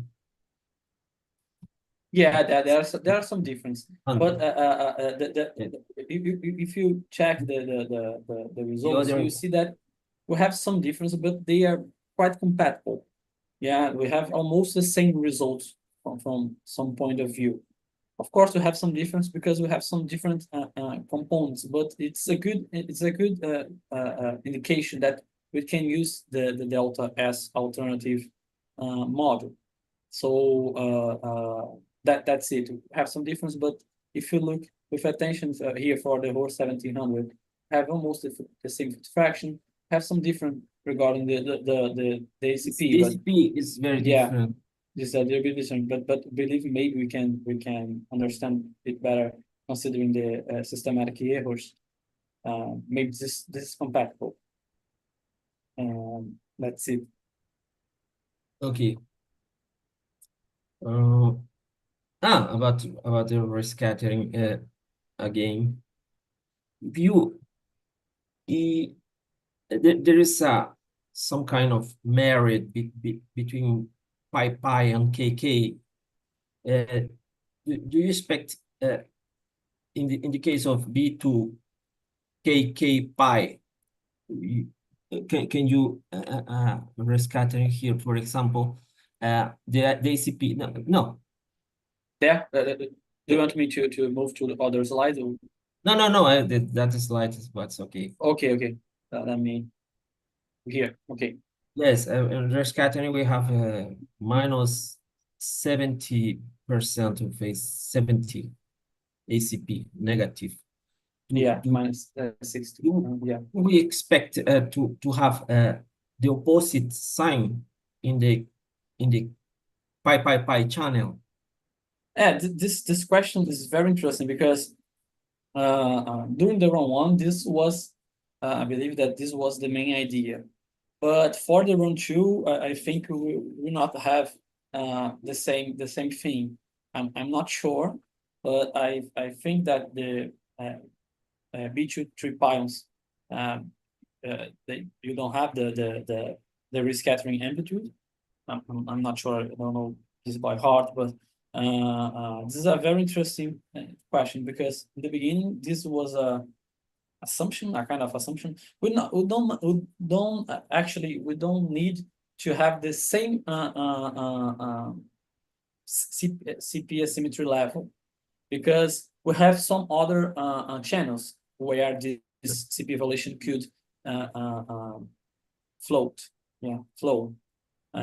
So, but this was an assumption during the run one. For the run two, I think we will have a different assumption, mainly because for us, we still observe a high level of CP evaluation, the risk scattering, and for the B3 pions, I believe that you guys don't even have this amplitude in the model. So that's it.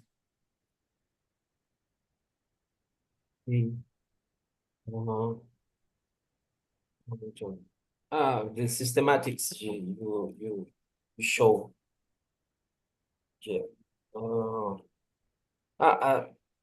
That are I have a lot of comments in the thesis, but I can send you these are typo errors. I can send you Okay, perfect. Thank the you. presentation. Thank you very much. Yeah, Hi, thank you everyone. Thanks a lot. thanks a lot for your comments. Your contribution. We expect the new list of comments that you. So let's go. Let's move on. We like the last one committee person, Antônio Vilela Pereira, from the Universidade do Estado do Rio de Janeiro. Antônio, you are here with me.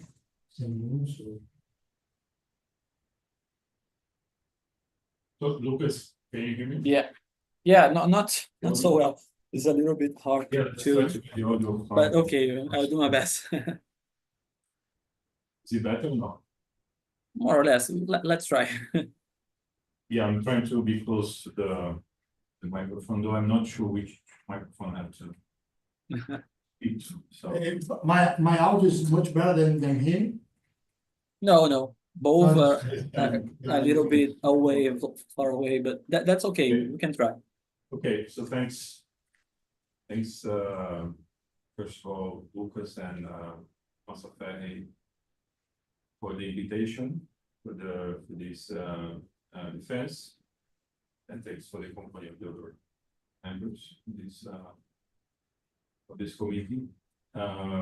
Actually, I'm a bit so my comments, I guess, will be a bit different than of a different line of the previous members, since it's not really my expertise, this kind of analysis.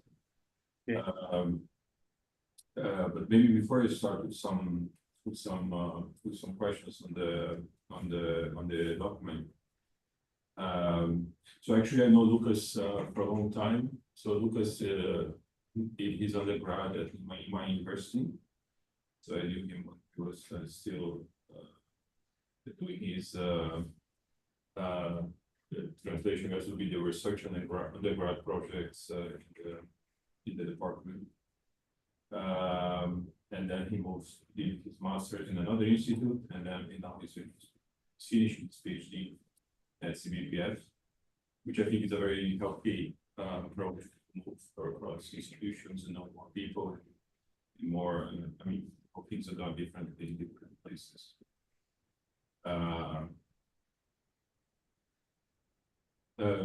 So I found the document nice to read overall, of course. One could certainly it could certainly benefit from an editorial review of the final document, which would be certainly useful for the students coming after him. I thought that, so I'm not an expert in data, but it's not the first time in a committee on this kind of analysis, on completed analysis, specifically. So I found actually that Lucas described really well all the steps needed for performing this kind of analysis, which is a bit intricate. Of course, I have to go through the different steps, and I found this nice, and actually I think I understood a bit better how it's done after reading it, which I guess is the main one of the goals here. One editorial comment, at least in the version that I read, the PDF version that I read, I found that some of the figures, when you zoom in, you have a bit of a low resolution, so maybe you'd like to fix those. I think one example is when you have the fit results, where you have several figures together, several plots together in the same figure. Have a bit of a low resolution there, so increase the resolution there. And I mean, overall, I think there are some instances, so it would be nice. And then I made some comments through the thesis, through the document, which were mostly for my essentially trying to point out places where maybe something was not too clear. And in fact, many of these comments, they were answered as I was later in the document. So maybe I can send later this list that from these notes, maybe it could be possible to make overall the text a bit more clear.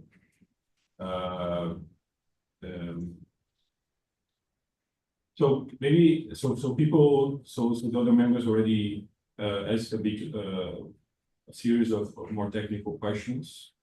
Maybe I'll ask just a couple and then go to a more general discussion on the results and what can be improved.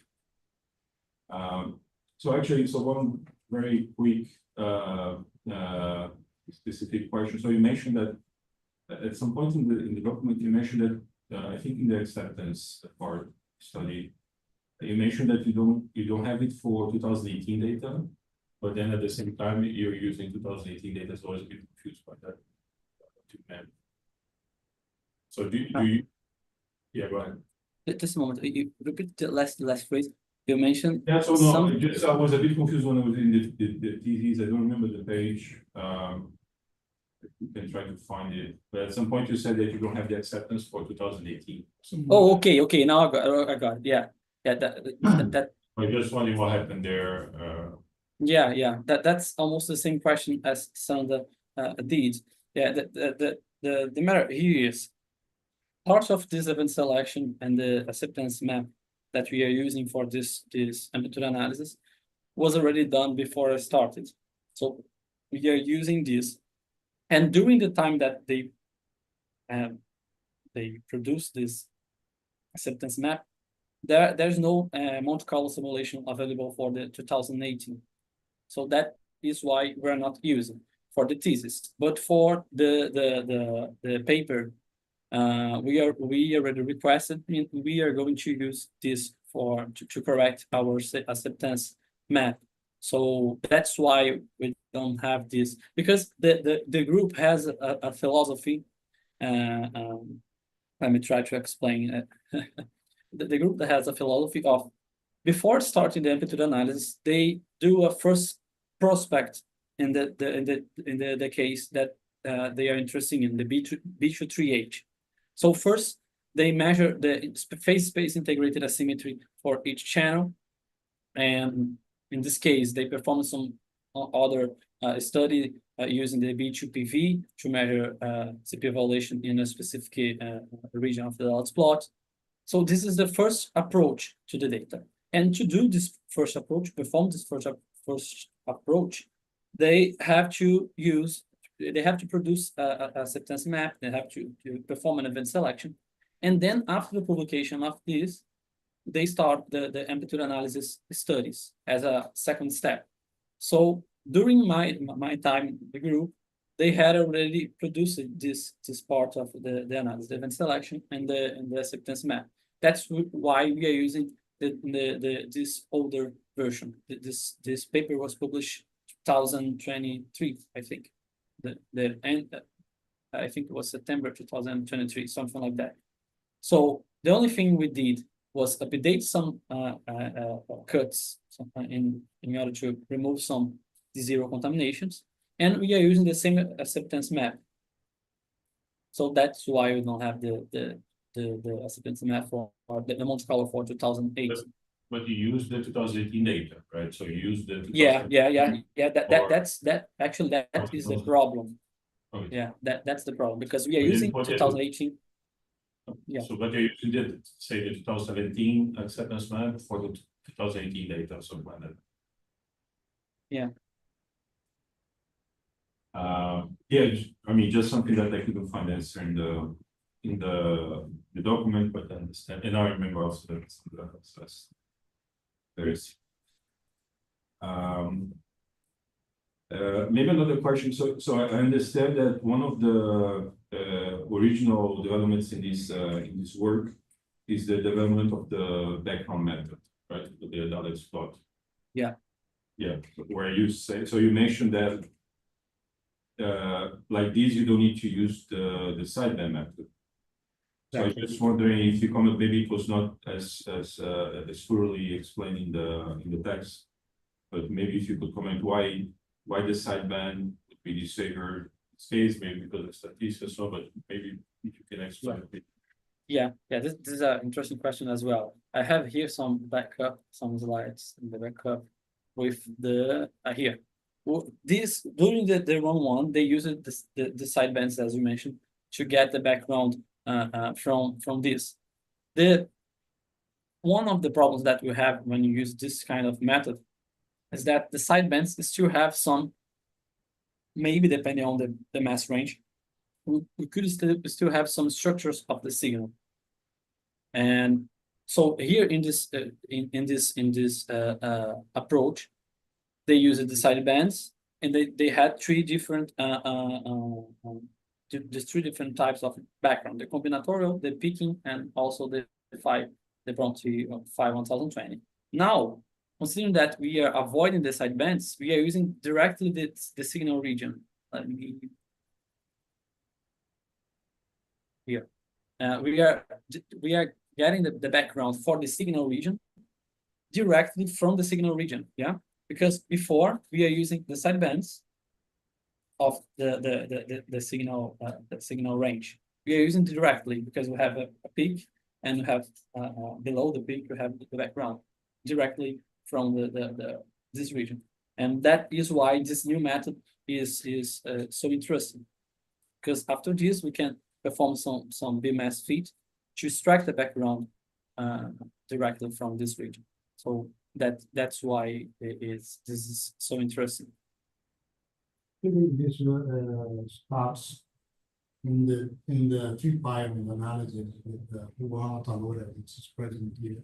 We developed this method with visual sign, and we realized that some difference with using the first method for match in the process. So this new method really understand better what is happening. Okay, so it avoid potential biases from the sideband. Nice. And it's a contribution from you and also of the whole group. That's a big it's nice. So before I go through some comments on the results, maybe just very it's more of a curiosity, because I saw you defined the fit fraction using both the directly the conjugate state, right? Summing both. And also the row one analysis shows only the overall fit fraction.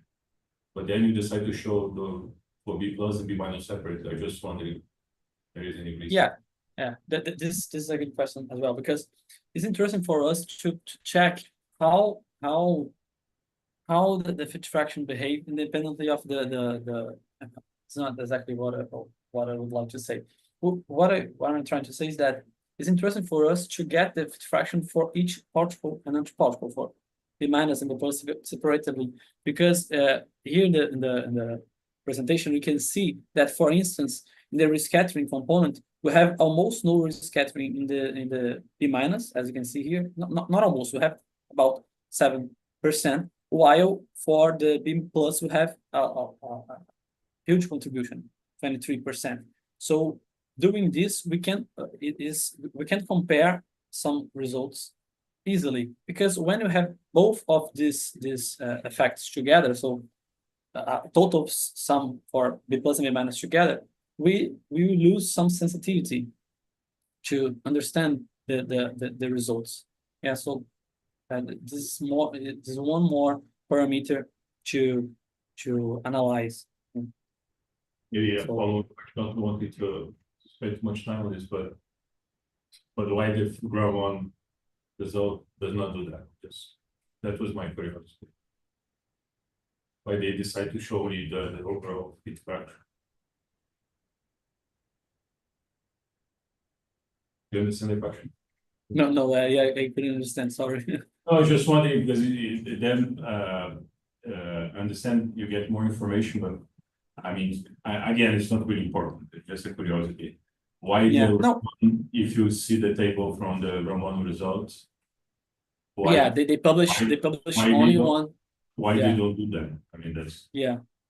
Actually, this is interesting because, as I mentioned, we are also using the QMI to perform this analysis, and we can compare. For this case, we cannot compare directly the A's, the magnitudes here, because we have all the problem about the normalization that I mentioned. So we can easily compare the results if we use the fractions in the CP symmetries, and so we have more information when we have both of them separated. We can compare easily. I think Melissa has a comment. Please go ahead, Yes, Melissa. sorry to jumping. Solo to say that, just to say that in the supplemental material, Drone One publication has this table and fifth fraction separated. So yeah. Okay, didn't know about that. By the way, Melissa did this analysis for one. okay. So So we are the most of experts. so we're going forward. Right, thanks. That was the first. Now going to the results, which were already addressed by authors, Jeremy, Sandra, and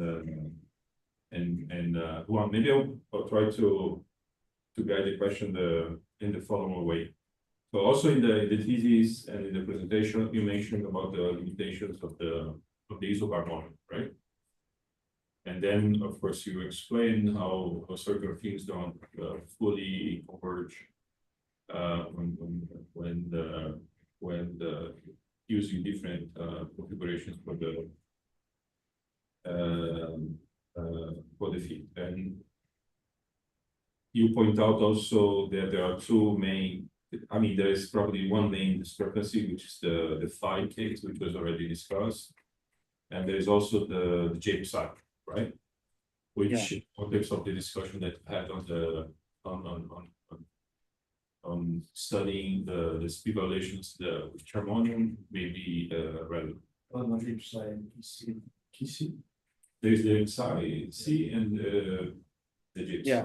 The psi IC and the phi sometime. So actually, it's two questions. One is more technical, and one is on the strategy moving forward, right? So the more technical one is that you show these plots where you see that you see clearly that you have a contribution from the phi, and then there's something similar for the J psi. So if you look at the plot in the middle, and then for the phi, and then in the top right for the J psi. Exactly. I mean, from someone that has not, again, that is not an expert in this kind of analysis, has never run this kind of analysis. It would seem that this is something solvable, right?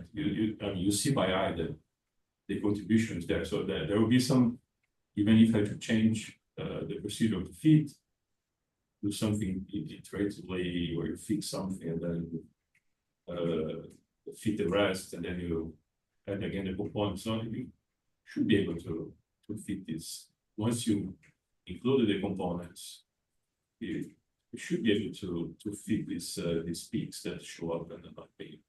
So that's the more technical one, and then identify certain. Then I go from a more general structure.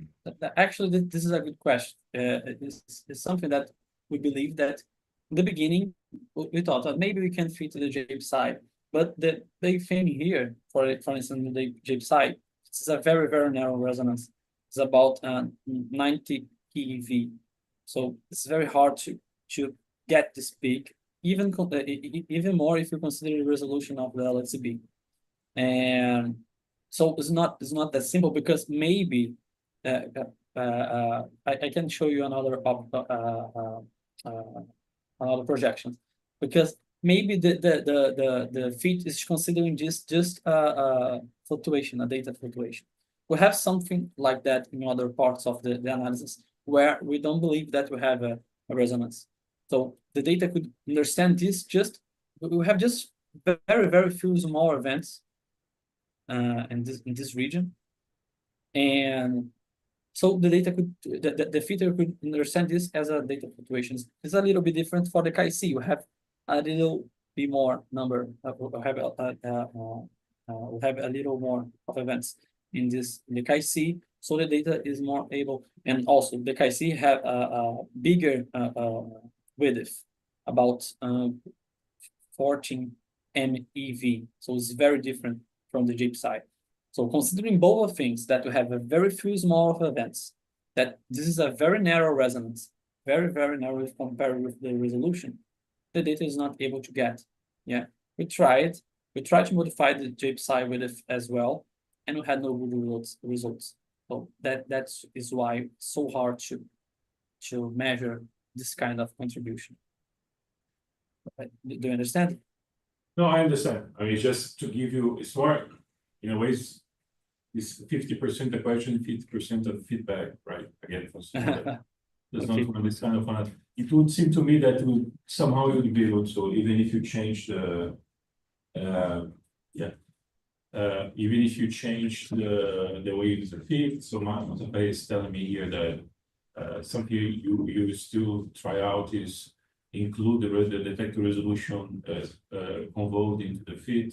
That's also it would seem that it would be possible to, technically speaking, to run a fit where you can describe maybe especially the phi even more than the JIP side to describe this structure, right? Given that you included the components, you have the component to the fit, you can see by eye that you need that component in that precise mass region, these projections. So it would seem that technically, it's more on the technical side of the fit than. That is an interesting feature that I would like to also comment here. You can notice that in this region, we have very, very few number of events. So if you compare here, you can see that the black dots are the data, and so at some point the data are we have a mix between the data and the background estimation, because you can see here we have around 10 events in this region. So it's like the data the data is more or less inside the background. We have a mix in this region, so that's why for the filter is very hard to get this very narrow resonance in the middle of nothing. So that is why. I understand, but at the same time, if you check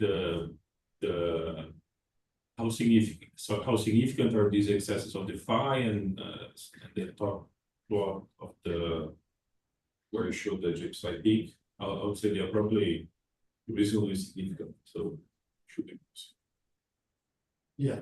Yeah, I think yeah, but I mean, this just as I said, also in a way, some feedback from, let's say, outside looking in, this kind of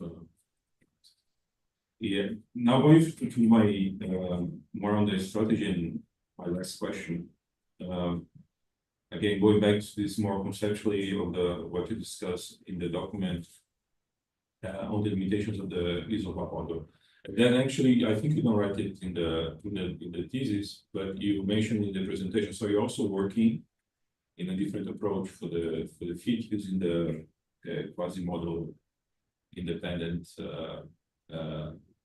analysis. You know, and when I was reading, you don't mention this in the document, but then when I was reading the discussion, and specifically how sort of ambiguous is the description of the S waves as you describe in the documents. I was wondering if that indeed wouldn't be an interesting approach, and especially if you're interested, for instance, in the charmonium. I mean, to try to pin down this charmonium CP violation with charmonium resonances. If indeed it would be a nice approach to have this QMI analysis.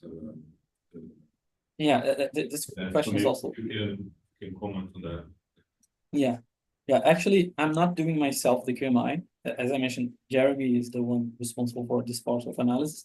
So here I have only the isobar model, but of course we have some discussions about the QMI results and have some hints about the QMI results.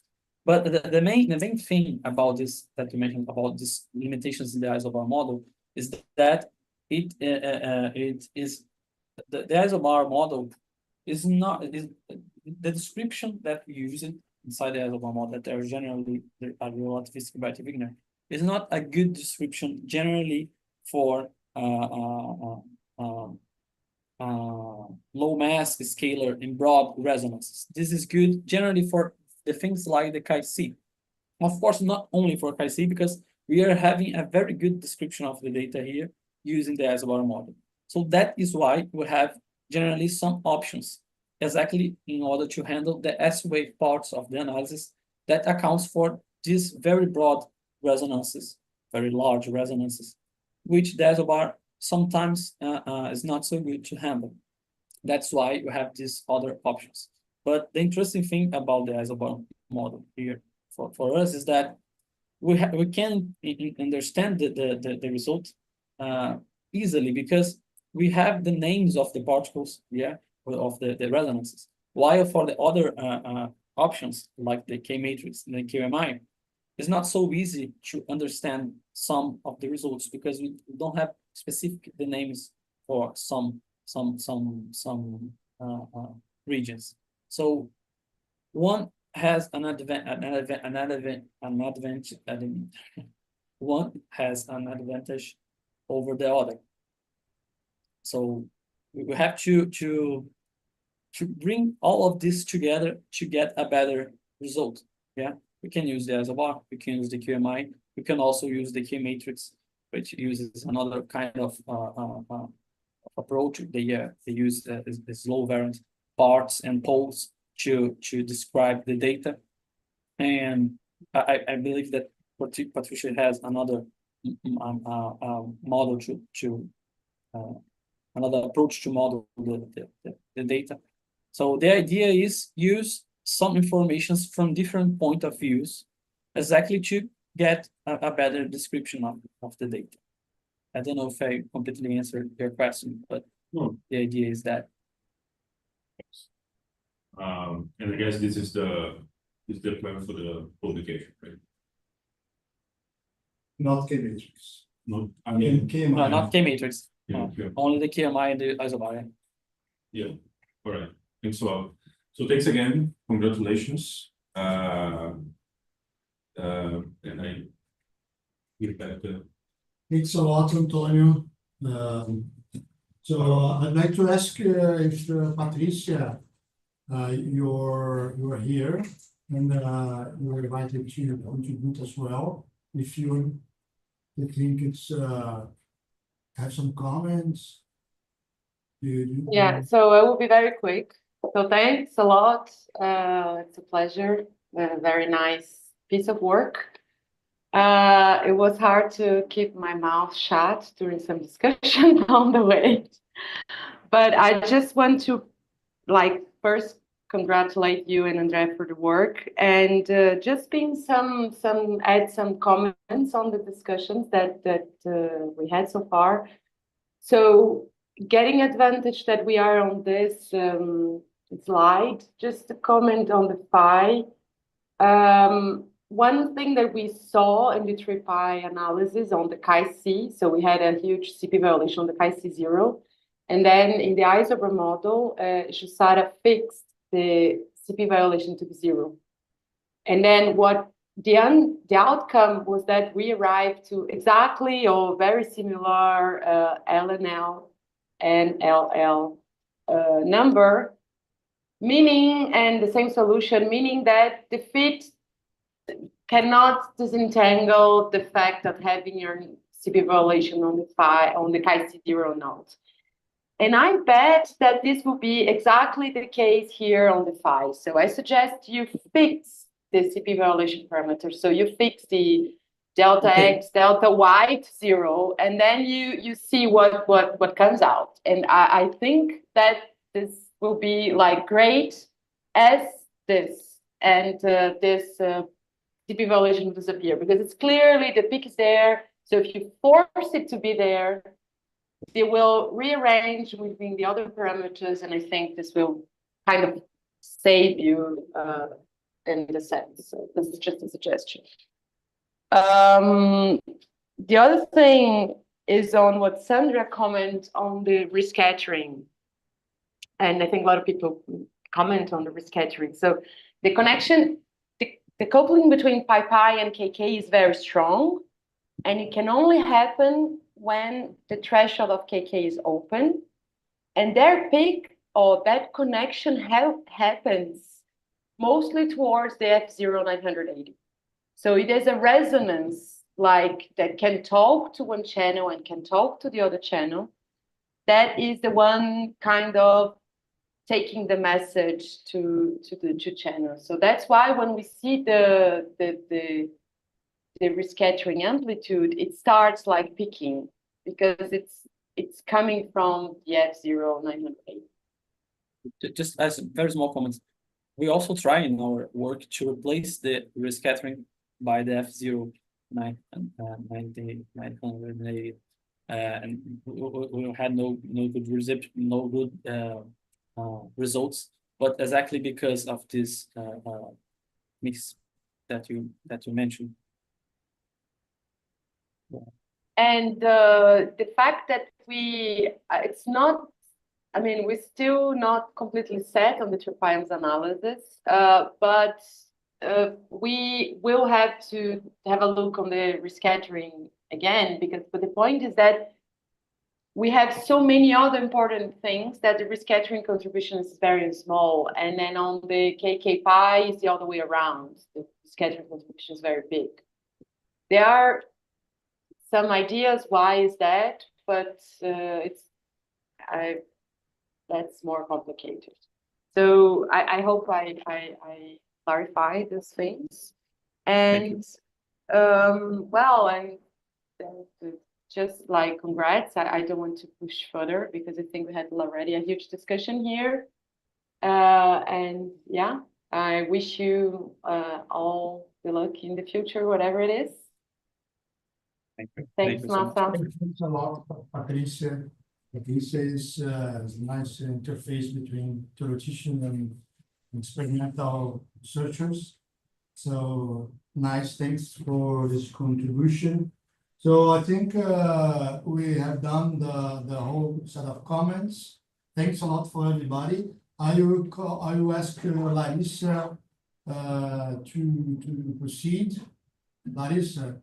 Oh, So I guess we are going to move for another room without Lucas, of course, and to discuss. Okay, Essa so sala de vocês, tá? agree to join this new room.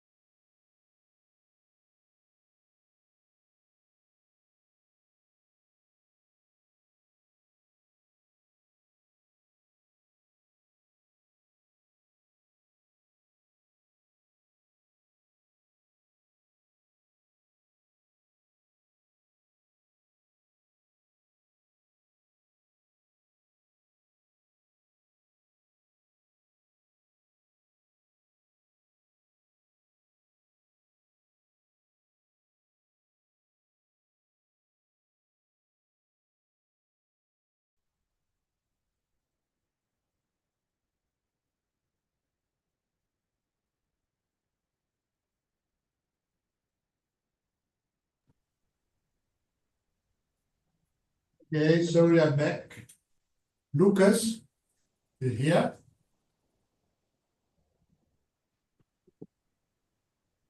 I cannot hear you, Lucas.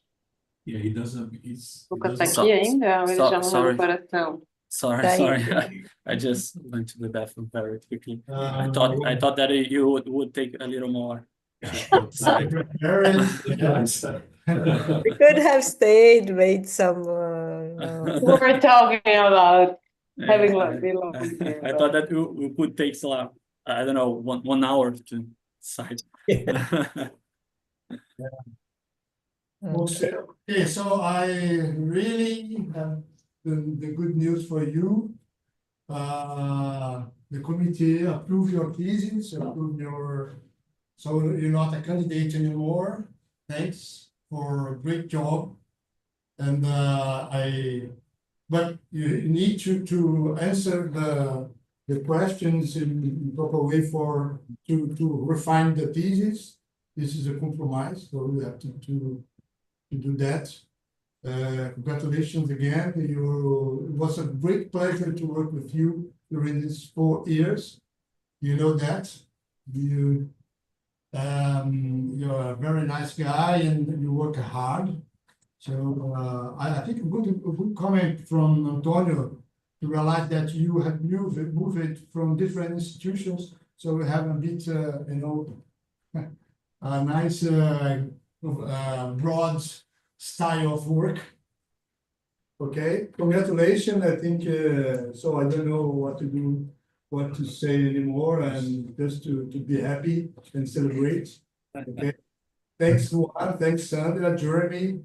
So we have to now to work hard to publish this great material, and this is certainly a result that will have some impact. Yes. Thanks a lot. Jeremy, for your. I just would like to thank you all for your help and all the people that helped me in my work, and for all of you that spend some time reading the thesis, and that's it. That's a pleasure finally finishing my PhD. Okay, thanks a lot, everybody. Parabéns. Obrigado. Parabéns, Lucas. Congratulations. Congratulations, Lucas. Congratulations. Thank you.